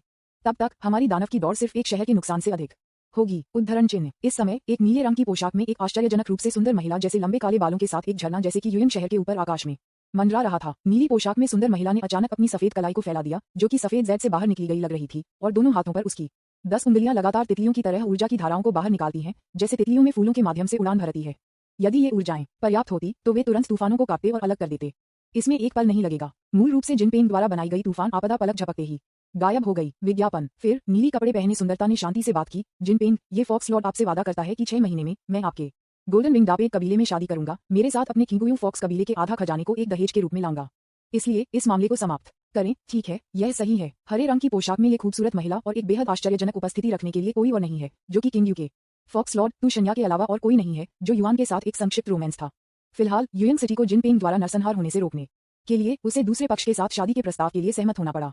हालांकि उसने शादी की तारीख आधे साल बाद तय की। ऐसा इसलिए था क्योंकि उसने पहले वह युआन के साथ एक समझौता किया था, जो कि उसे उम्मीद थी कि वह युआन आधे साल के भीतर गोल्डन कोर स्टेज के माध्यम से टूट जाएगा। उस समय उन दोनों के पास जिनपेंग से निपटने के लिए सेना में शामिल होने का मौका होगा। वह युआन, इस फॉक्स मास्टर ने अपना सारा धन आप पर रख दिया है। मुझे आशा है कि आप इस फॉक्स मास्टर को नीचे नहीं जाने देंगे। तू शान हां ने अपनी गुलाबी मुट्ठी को गुप्त रूप से जकड़ लिया और उसके दिल में बड़बड़ाया। जिनपेंग के बारे में बात करते हैं। ये सुनकर कि तुशान हां न केवल उससे शादी करने के लिए सहमत हो गए, बल्कि किंगुकू फॉक्स कबीले के खजाने का आधा हिस्सा देने के लिए भी तैयार थे, वह स्वाभाविक रूप से बेहद संतुष्ट था। यद्यपि वह तब तक इंतजार करने में असमर्थ था जब तक कि तुशान हां 9 पूंछ वाले फॉक्स के माध्यम से उसके युआन यिन शरीर को जब्त करने के लिए नहीं टूट गया। वह फॉक्स कबीले की संपत्ति का आधा हिस्सा प्राप्त करने में सक्षम था, जो कि उसके गोल्डन विंग्ड डापेक कबीले के लिए एक और बड़ा कदम आगे ले जाने के लिए पर्याप्त था। उस समय यदि वह किंगुकू फॉक्स कबीले के साथ एकजुट हो जाता है तो जिनपेंग के लिए पूरे तियानही दानव कबीले को एकजुट करना बहुत आसान होगा। ये सोचकर जिनपेंग ने समझौते में सिर हिलाया, और इस क्षण में वह युआन, जो यशान तलवार संप्रदाय खंडहरों में हजारों मील दूर था, स्वाभाविक रूप से यह नहीं पता था कि किंगुयू फॉक्स लॉर्ड तुशान हां के साथ उसकी आकस्मिक दोहरी खेती ने पूरे यूएन शहर में लगभग एक नरसंहार का नेतृत्व किया था। इस समय उनकी खेती धीरे धीरे ठीक हो गई थी। इसके अलावा उन दोनों को अब रसातल से 1000 फीट नीचे स्थित है। मुझे नहीं पता कि क्या ये है, क्योंकि यह ताइवू तलवार के मकबरे के करीब है।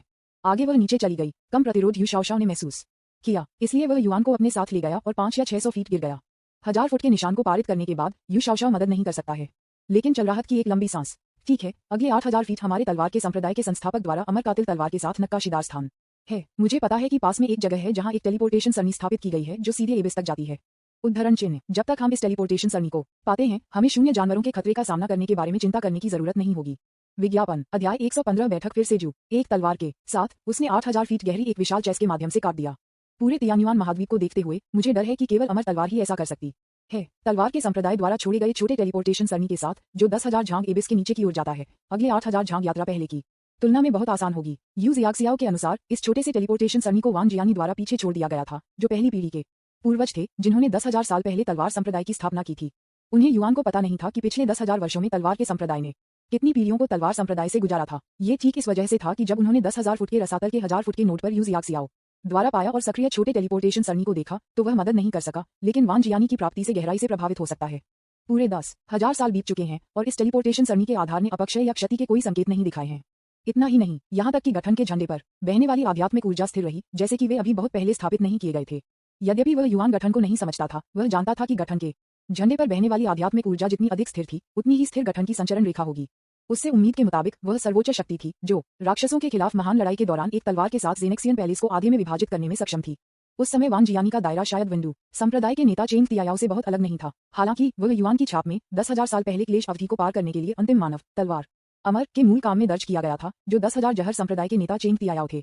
इसलिए उन्होंने युआन का अनुमान लगाया कि वान जियानी की खेती आत्मा परिवर्तन के चरम पर होनी चाहिए और वह अभी भी क्लेश क्रॉसिंग स्टेज से एक कदम दूर था। फिर भी तलवार संप्रदाय के संस्थापक एक अस्तित्व है जो उम्र के दौरान अनगिनत खेती करने वालों ने देखा है। जैसे ही वह युआन को विचार में खो गया था, उसने देखा कि यू जियाक्सियाओ ने छोटे टेलीपोर्टेशन सरणी के केंद्र को पाया था और उसमें आत्मा के पत्थरों का ढेर रखा था। एक पल बाद टेलीपोर्टेशन सरणी सक्रिय हो गई। टेलीपोर्टेशन सरणी को सक्रिय करने के बाद उन दोनों को तुरंत इस छोटे से टेलीपोर्टेशन सरणी की मदद से एबिस के सबसे निचले छोर पर टेलीपोर्ट कर दिया गया। जब वह यहाँ आया तो उसने युआन को पता चला कि इस रसातल के तहत एक बहुत बड़ा भूमिगत स्थान खोला गया था। विज्ञापन, यह एक विशाल भूमिगत कब्रिस्तान की तरह दिखता है। यह विभिन्न तलवारों से भरा था। संकीर्ण लंबी तलवारें, मछली की आंत की छोटी तलवारें, विलो लीफ रेपियर्स, काले आयरन भारी तलवारें, नम तलवारें, पत्थर की तलवारें और यहाँ तक कि दुर्लभ प्राचीन कांस्य तलवारें। ये सिर्फ एक दया है। इनमें से अधिकांश तलवारें क्षतिग्रस्त हो गई हैं और कई को केवल टूटे हुए हिस्सों के साथ छोड़ दिया गया है। यदि आप बारीकी से नहीं देखते हैं तो उनकी मूल उपस्थिति को पहचानना मुश्किल होगा। यू जियाक्सियाओ ने समझाया, ये सभी दोषपूर्ण टुकड़े हैं जो मूल रूप से ताइवू तलवार के मकबरे से जाली हैं। वास्तव में बरकरार रखने वाले लोग या तो तलवार संप्रदाय के पूर्वजों द्वारा अपने स्वयं के तलवार के रूप में चुने गए थे या तलवार संप्रदाय के आंतरिक स्थान के भीतर संग्रहित किए गए थे। जैसा कि वह बोलती थी, उसकी खूबसूरत आंखें थोड़ी संकुचित हो गईं क्योंकि उसने सावधानी से विशाल भूमिगत तलवार के मकबरे को देखा, जैसे कि वह सोच रही थी कि कब्र में प्रवेश करना है। वह युआन ने चतुराई से उससे दूर कदम रखा और उसे परेशान नहीं किया। चुपचाप लगभग आधा कप चाय के लिए अवलोकन करने के बाद यू जियाक्सियाओ की आंखें अचानक जल गईं और उसने कहा, ओह, मुझे अब याद है। मेरी माँ के मरने से पहले उसने मुझे बताया कि ताइवू तलवार की मकबरे एक छोटी सी दुनिया है जिसे अमर हत्या की तलवार से खोला गया है। ये हमारे तियान्युआन महाद्वीप की स्थानिक सीमा से संबंधित नहीं है। तो यदि आप प्रवेश करना चाहते हैं, आपको उस सूक्ष्म स्थानिक नोट को खोजने की आवश्यकता है। उद्धरण चिन्ह, ओह, अपने युआन के शब्दों का उपयोग करने के लिए। ये कहने के बाद उसने बिना पलक झपकते हुए उसे अपनी खूबसूरत आंखों में सीधे देखा और कहा, सटीक स्थानिक निर्देशांक खोजें। वह युआन का दिल चला गया और उसने कहा, तो मिस यू, क्या आपको उस स्थान के निर्देशांक मिले हैं? ये सुनकर यू जियाक्सियाओ ने अपने कंधों को सिकोड़ दिया, जिससे उसके मोटे दरार को कांपने लगी और उसके स्तनों को इस तरह से लहराने के लिए कि लोगों की आंखों को तुरंत उज्ज्वल कर दिया। सौभाग्य से वह युआन ने अपने नग्न के साथ अभ्यास किया था, अन्यथा बस इस तरह के एक मनभावन दृश्य को देखकर यहाँ तक कि एक गर्म खून वाला युवक शायद अपनी नाक से खून बहने में असमर्थ होगा। लेकिन फिर से यू शाओशाओ को देखें, जैसे कि उसके हर कदम से कितना आकर्षक था। उसने अपने जेड वाइट दाहिने हाथ को बढ़ाया, उसके माथे से बालों का एक किनारा चिकना किया और कहा, वास्तव में मुझे याद है कि मेरी माँ ने मुझे मरने से पहले कुछ बताया था। ताइवू 2 यिन और यांग 3 प्रतिभाएं जन्म देते हैं, 7 सितारे और 8 ट्रिग्राम भविष्य का निर्धारण करते हैं। पानी से आग उभरती है। ली, कान और जैन से कियान और कुन केंद्र में अकेले चलते हैं। उद्धरण चिन्ह, यानी उसने कहा, यदि आप ताइवू तलवार के मकबरे, ली, कान और जेन हेक्साग्राम्स का रास्ता जानना चाहती हैं, तो ये काम नहीं करेगा क्योंकि इससे आपको सख्त खतरे हो जाएगी। केंद्रीय महल मार्ग को लेने का एकमात्र तरीका है। इसलिए ताइवू तलवार के मकबरे में प्रवेश करने की कुंजी तलवार के मकबरे के केंद्र में प्राचीन कांस्य तलवार है। ओह, विज्ञापन, ये सुनकर वह युआन की टकटकी ने तुरंत उस दिशा का अनुसरण किया जिस दिशा में यू जियाक्सियाओ देख रहा था और तलवार के मकबरे के केंद्र में डाली गई प्राचीन कांस्य तलवार की ओर देखा। इस प्राचीन कांस्य तलवार को लगता था कि कुछ तेज हथियार से ब्लेड का एक खंड था जो केवल ब्लेड के अन्य आधे हिस्से को छोड़ देता है, क्योंकि तलवार अमर के मूल उपन्यास में वह कथानक जहां किस्मत में नायक यू जियाक्सियाओ के साथ तलवार संप्रदाय के ताइवू तलवार की कब्र में अमर स्लेयन की तलवार को पुनः प्राप्त करने के लिए लगभग चमक गया था। इसलिए वह ताइवू तलवार की कब्र में स्थिति के बारे में युआन की समझ काफी सीमित है। हुश, तुरंत यू जियाक्सियाओ ने आगे छलांग लगाई और सीधे प्राचीन कांस्य तलवार के लिए उड़ान भरी। फिर वह बाहर पहुंची और प्राचीन तलवार के झुकाव को पकड़ लिया और उसे मुश्किल से खींच लिया। दरार, जिस क्षण यू जियाक्सियाओ ने प्राचीन कांस्य तलवार को तलवार के मकबरे से बाहर निकाला, एक ध्वनि जैसे कि एक विदेशी वस्तु टूट रही थी तलवार के मकबरे के ऊपर से सुना गया था। अगला पल, अचानक बिना किसी चेतावनी के तलवार के मकबरे के केंद्र में लगभग आधा मीटर चौड़ी दरार दिखाई दी। ये दरार के नीचे काली पिच थी, लेकिन इसमें से शक्तिशाली तलवार ऊर्जा की एक बेहोश भावना थी। अनुमान लगाने की कोई आवश्यकता नहीं है, ये ताइवू तलवार के मकबरे का प्रवेश द्वार है। पाह पाह पाह, अचानक इस क्षण में दोनों ने उनके पीछे तालियों की एक स्पष्ट फट सुनी। तब जू जिन की शैतानी हंसी एक ही समय में गूंजती थी, जैसा कि उन्होंने कहा, हे, आप दोनों के लिए धन्यवाद। मैं ताइवू तलवार के मकबरे में प्रवेश करने में सक्षम था और अमर स्लेटिंग तलवार को पुनः प्राप्त कर रहा था। सीनियर सिस्टर लान्यू, इसके बारे में कैसे? जूनियर भाई, क्या मैं सही हूँ? जब तक हम चुपचाप यहाँ गार्ड करते हैं, हमें इस बारे में चिंता करने की जरूरत नहीं है कि वह युआन और यू जियाक्सियाओ को तलवार को पुनः प्राप्त करने के लिए यहाँ नहीं आ रहा है। वह युआन और यू जियाक्सियाओ दोनों हैरान थे और अपने सिर को अवचेतन रूप से बदल देते थे और जू जियांग को काले कपड़ों में देखा था, जो उनके पीछे नहीं खड़े थे, एक नीली स्कर्ट में एक युवा महिला के सामने सम्मानपूर्वक खड़े होकर और उसके चेहरे पर एक फव्वारे के साथ उसके चेहरे पर एक नीला दुपट्टा। महिला की पोशाक को देखते हुए वह युआन आसानी से अनुमान लगा सकता था कि वह पेंगलाई मंडप के संत लिनलियू के अलावा और कोई नहीं था। केवल ये 2 लोग पहले एबिस के नीचे कैसे पहुंच सकते हैं, उसके और यू जियाक्सियाओ से आगे और वहां रह सकते हैं। विज्ञापन, अध्याय 116 परी, कृपया मेरी बात सुनें। जैसे कि वह युआन और यू जियाक्सियाओ के चेहरे पर भ्रम देख सकता है, जू जियांग ने अपने कंधों को झकझोर दिया और उन्हें गर्व की नजर से देखा। क्यों? यह आपके लिए बहुत हैरान करने वाला है कि कैसे जू और सीनियर सिस्टर लैन यू इस रसातल के स्थानिक अशांति से गुजरने में सक्षम थे और इसके नीचे तक पहुंचते हैं, है ना? अरे तुम भ्रमित होने के लिए सही हो। जू जियांग की अभिव्यक्ति तुरंत अभूतपूर्व राहत में से एक बन गई। उन्होंने कहा, मैं केवल ये कह सकता हूँ कि यह अमर हत्या की तलवार मूल रूप से हमारे पेंगलाई के लिए थी मंडप। कुछ समय पहले लैंग यू और मैं प्रशिक्षण के लिए पहाड़ से नीचे गए थे और अप्रत्याशित रूप से हम एक तलवार के संप्रदाय के अवशेषों पर ठोकर खाए। उद्धरण चिन्ह। वहां हमने उस वरिष्ठ की शेष आत्मा का सामना किया। उसने अपनी सारी विरासत और ताइवू तलवार के मकबरे में प्रवेश करने की विधि को मेरे भाइयों और बहनों को छोड़ दिया। यह एक अफसोस की बात है कि 10,000 फुट रसातल की ऊपरी परतों में स्थानिक अशांति से सुरक्षित रूप से गुजरने के बाद हम अब तलवार के मकबरे के अंतिम अवरोध के माध्यम से कैसे टूट सकते हैं, इस पर स्टम्प्ड हैं। सौभाग्य से जू ने अनुमान लगाया कि आप दोनों जल्द ही तलवार को पुनः प्राप्त करने के लिए यहाँ आएंगे, इसलिए उन्होंने सीनियर सिस्टर लेनेयू के साथ इस पर चर्चा की और समय के लिए यहाँ रहने का फैसला किया और आपके आगमन का इंतजार किया। जू जियांग को सुनकर सीनियर सिस्टर लेनेयू बाईं और दाईं ओर कहते हुए उन्होंने महसूस किया कि यह किसी कारण से बेहद परेशान है। आपको पता है, यह आदमी केवल 1 महीने से भी कम समय के लिए वांसियन संप्रदाय के यूनही शिखर से दोषी ठहरा रहा है, लेकिन अब वह स्पष्ट रूप से पेंगलाई मंडप को अपना दूसरा प्रत्यक्ष मास्टर मानता है। ये वास्तव में सच है कि पुरानी कहावत क्या है, एक ब्रा के साथ एक बोना माँ है अगर वह अपना दूध देती है। लेकिन मैंने और नहीं कहा, ये जू आदमी वास्तव में नायक होने के लिए भाग्य है। ये स्पष्ट है कि तलवार प्राप्त करने के लिए यू जियांग सियाओ का रास्ता उसके द्वारा काट दिया गया था और वह युआन था। अप्रत्याशित रूप से जू जियांग के पास एक नया अवसर था। वह गलती से तलवार संप्रदाय के एक वरिष्ठ के अवशेषों में टूट गया और अपने अंतिम क्षणों में वरिष्ठ की आत्मा का एक ज्ञान देखा। तब से आत्मा के मार्गदर्शन के तहत वह सफलतापूर्वक रसातल के तल पर पहुंच गया। अमर स्लेंग तलवार प्राप्त करने का मार्ग एक बार फिर जू जियांग द्वारा लिया गया था। यह उल्लेख नहीं करने के लिए कि जू जियांग वर्तमान में लिनियू के साथ एक प्रथम स्तरीय जिंदन कल्टीवेटर है। 10,000 जहर संप्रदाय के लिए सजा के बड़े प्रभारी गूल यूफॉर्म से उसके भीतर छिपी हुई सुनहरी उंगली कुछ ऐसा है जिसे वह युआन और यू जियांग सियाओ संभवतः धोखा नहीं दे सकता है। विज्ञापन। अब गतिरोध को तोड़ने का एकमात्र तरीका जेनेक्सियन पैलेस में वेंडू क्लोन को जबरन जागृत करना है। लेकिन उन्होंने युआन ने मोटे तौर पर गणना की कि उस समय से जब वे यूयंग सिटी को छोड़ देते थे, उस समय तक वे रसातल के स्थानिक कानूनों के माध्यम से टूट गए और रसातल के तल पर ताइवू तलवार की कब्र पर पहुंचे, तो इसमें 10 दिन से अधिक नहीं हुआ। 15 दिनों की नींद से पहले अभी भी 5 दिन बचे हैं, जिसका उल्लेख वांडू क्लोन ने किया है। इसलिए इस समय वांडू क्लोन को जगाना बेहद मुश्किल होगा। शायद अचानक उन्होंने लिन लनियू पर अपनी टकटकी लगाई, जो जू जियांग के बगल में अपनी खूबसूरत आंखों को ठंडी और चुप कराने के साथ खड़ा था। मैंने सोचा, शायद अगर मैं अब गतिरोध को तोड़ना चाहता हूं, तो मैं इस परी लैन यू के साथ शुरू कर सकता हूं। आखिरकार जू जियांग जैसा एक मेल जो आसानी से अपने ही गुरु को धोखा दे सकता है और यहाँ तक कि परी लिंगमियाओं की मासूमियत को धूमिल करने की कोशिश करता है और अपने गुरु और पूर्वजों को धोखा देने के बुरे कामों को करता है। मेरा मानना है कि जब तक लिन लैन्यू बेवकूफ नहीं है, तब तक उसे उसके खिलाफ गार्ड पर होना चाहिए, है ना? इसे ध्यान में रखते हुए उन्होंने तुरंत लिन लैन्यू को संबोधित किया, फेयरी लानी, मुझे यकीन है कि आपने जू जियांग के नीच कामों के बारे में सुना है। वह मूल रूप से हमारे वांसियन संप्रदाय के यूनी ही शिखर के शिष्य थे, लेकिन उन्होंने दुष्ट महत्वाकांक्षाओं को परेशान किया और बार बार हमारे गुरु की मासूमियत को धूमिल करने का प्रयास किया। केवल जब उनकी योजना को उजागर किया गया तो उन्होंने हमारे वांसियन संप्रदाय को धोखा दिया। क्या आप अपने पेंगलाई मंडप में ऐसे व्यक्ति को परेशान करने की हिम्मत करते हैं? हालांकि इससे पहले कि लिन लनियू जवाब दे पाती, जू जियांग ने पहले थूक दिया, ये कहते हुए कि वह युआन है, मेरी बेगुनाही को रोकना बंद कर दें। ये स्पष्ट है कि आप गुप्त रूप से उस बी तारांकन सीएच लिंग मियाओं के साथ एक चक्कर लगा रहे थे और यहाँ तक कि उसके इशारे पर आपने जबरन यूनी ही पीक की वरिष्ठ बहन जू मियाजिन को दोषी ठहराया। अब आप मुझ पर गंदे पानी फेंक रहे हैं, जू जियांग। कितना बेशर्म। उन्होंने युआन ने जू जिंग के शातिर भौंकने को नजरअंदाज कर दिया और इसके बजाय लिन लनियू को उसके पार से देखा। मेरा मानना है कि फेयरी लानी ने सुना होगा कि हमारे वांसियन संप्रदाय ने हाल ही में एक महिला शिष्य के साथ निपटा है, जिसका एक गद्दार के साथ एक संबंध था और गुप्त रूप से हमारे संप्रदाय को नष्ट करने के प्रयास में बुरे काश्तकारियों और राक्षसों से टकराया था। इस मामले में अन्य नायक गद्दार ये हमारे सामने व्यक्ति है। उद्धरण चिन्ह। उसी समय उन्होंने सोचा, लिन लैन्यू, लिन लानी, मुझे यहाँ रुकने दो। यदि आप अभी भी लालच से अंधे हैं और मानते हैं कि यह ग्रीन टीवी तारांकन सीएच सनीम जू अपने पेंगलाई मंडप को पुनर्जीवित कर सकते हैं, फिर मैं केवल आपको डांट सकता हूँ।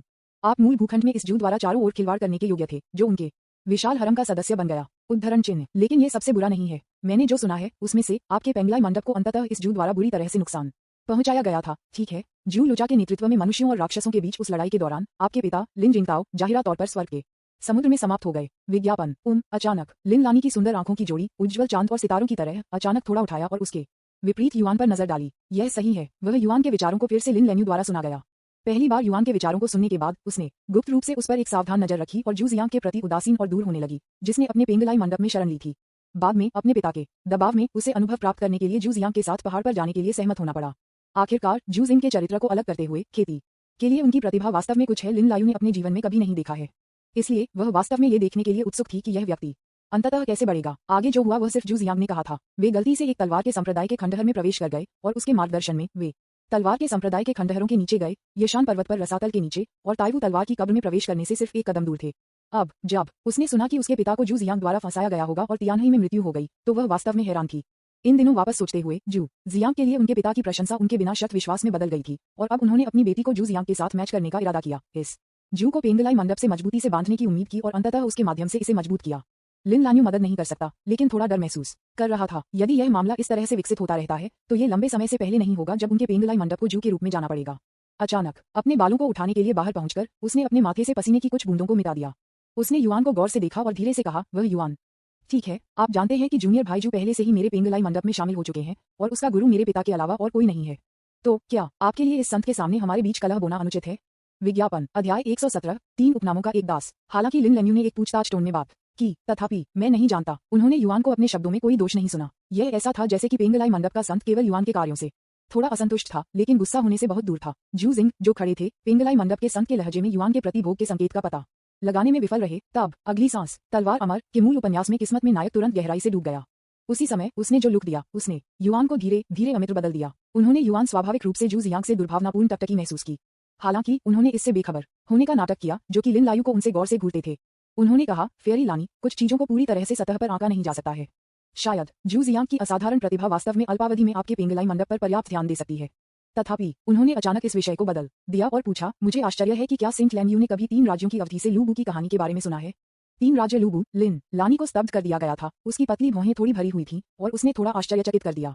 जाहिर तौर से, क्योंकि तियान्युआन महाद्वीप एक अलग दुनिया है। यहाँ उसने 3 संप्रभु और 5 सम्राट याओ, शुन, यू, तांग, किन शे हुआंग और हान वू जैसे हुक्सिया इतिहास का अनुभव नहीं किया है। इसलिए उसने देर से पूर्वी हान राजवंश में वी, शू और वू के 3 राज्यों की कहानी के बारे में नहीं सुना है। इसके लिए उन्होंने कहा कि वह समझ सकते हैं और फिर पेंगलाई मंडप के संतों को 3 राज्यों के 3 उपनामों के दास लू बू के शानदार कर्मों के सेंस को बताया। ये सुनने के बाद लिन लेन्यू का सुंदर चेहरा कई बार बदल गया। फिर उसने अपना सिर घुमाया और जू जियांग पर गहराई से देखा, जो खड़ा था उसके बगल में। बस विज्ञापन जू जिंग के लिए उन्होंने अपने मस्तिष्क में एक गूंज महसूस किया जब उन्हें लिन लानी द्वारा ऐसा ठंडा रूप दिया गया था। निश्चित रूप से तनाव की यह भावना ज्यादातर युआन के नाराज होने के कारण थी। वह इसे कैसे नहीं देख सकता था। युआन ने तथाकथित 3 सारा स्लेव लू बू की कहानी बताई। वरिष्ठ बहन लिन की खुद के बारे में संदेह और भी मजबूत हो गया। धिक्कार है कि वह युआन, जब सब कुछ ठीक है तो आप लू बू का उल्लेख क्यों कर रहे हैं? और वह एक उपनाम लू के साथ। आपने कहा कि आपके मार्शल आर्ट कौशल दुनिया में लगभग सबसे अच्छे थे, इसलिए आपने युआन, डोंग जुओ और युआन शाओ के लिए क्रमिक रूप से दोष क्यों किया और 3 उपनामों का कुख्यात गुलाम बन गया? अब वह मेरी तुलना करने के लिए लिन लान्यू के लिए एक नकारात्मक उदाहरण बन गया है। जू जियांग, वह युआन, आपने फेयरी लिंग मियाओ, जू मियाओ जिन, सुजैना और अन्य लड़कियों को क्रमिक रूप से नुकसान पहुंचाया है और मेरे जू जियांग के प्रति नाराज हो गए हैं और धीरे धीरे खुद को मुझसे दूर करना शुरू कर दिया है। अब जब मैंने यूहाई पीक के खिलाफ विद्रोह कर दिया है और एक शिष्य के रूप में पेंगलाई मंडप मास्टर लिन जिंगताओ में शामिल हो गया है, तब भी आप मुझे जाने देने से इनकार करते हैं और यहाँ तक कि लिन लानू को मेरे साथ असंतुष्ट होने के लिए उकसाने की कोशिश करते हैं। जू, क्या आप बी तारांकन डी the nemesis of me, Zhu Jing? अन्यथा ऐसा क्यों है कि इससे पहले कि वे आपसे मिले, वे पियरलेस सुंदरियां मेरे लिए आकर्षित नहीं थीं, जू जियांग, या कम से कम मुझे नापसंद नहीं करती थीं। लेकिन एक बार जब वे आपसे मिले तो उनके दृष्टिकोण में काफी बदलाव आया और वे आपके लिए अंतरंग और दयालु हो गए। वह और मुझसे दूर रहना शुरू कर दिया। यहाँ तक कि यह परिवर्तन प्रक्रिया अविश्वसनीय रूप से तेज थी, इतनी तेजी से कि जू जियांग के पास मुश्किल से प्रतिक्रिया करने और उनके साथ अपने रिश्ते को संभालने का समय था। और वह स्वाभाविक रूप से युआन को जानने का कोई तरीका नहीं था। मूल रूप से तलवार अमर के मूल भूखंड में वह खलनायक था जिसकी प्यारी महिलाओं को बार बार नियत नायक जू जियांग द्वारा छीन लिया गया था। लेकिन इस समय उन्होंने किस्मत वाले नायक जू जियांग के साथ सुंदरता का आदान प्रदान किया। अब ये हो गया है कि हर पियरलेस सौंदर्य जिसे जू जियांग ने एक फैंसी लिया है और एक करीबी संबंध विकसित करना चाहता है, अर्थात तलवार अमर में निरपेक्ष नायिका हमेशा जू जियांग को कूड़े के एक टुकड़े की तरह छोड़ देता है, जिससे वह युआन से मिलने के बाद और उसके चारों ओर घूमना शुरू कर देता है। उन लोगों का उल्लेख नहीं करने के लिए चलो बस यू जियांग के बारे में बात करते हैं जो उसके बगल में युआन है। यदि वह युआन दिखाई नहीं देता तो जू जियांग 90% सुनिश्चित था कि वह इस महिला को थोड़े समय में स्वेच्छा से उसे खोल सकता है। ये सिर्फ एक अफसोस की बात है। वह युआन, ये लानत बी तारांकन डी, उसकी उपस्थिति के कारण सभी महिलाएं और अफसर जो मूल रूप से मेरे थे, जू जियांग, कुछ भी नहीं में बदल गए हैं। इस बारे में सोचो। विज्ञापन जू जिंग मदद नहीं कर सकता था, लेकिन अपनी मुट्ठी को कसकर बंद कर सकता था। वह युआन की आंखों में देख रहा था, जो धीरे धीरे आग लगाने के बारे में लग रहा था। अगर लग सकता है तो मार सकता है। मुझे डर है कि वह युआन को पहले से ही मूल उपन्यास तलवार अमर के नियत नायक द्वारा मौत के घाट उतार दिया गया है। उसके शरीर को तब सिल दिया गया था और फिर उसे धीमी गति से स्लाइसिंग से फिर से मौत के घाट उतार दिया गया और फिर उसके शरीर को फिर से धीमी गति से स्लाइसिंग द्वारा सिल दिया गया।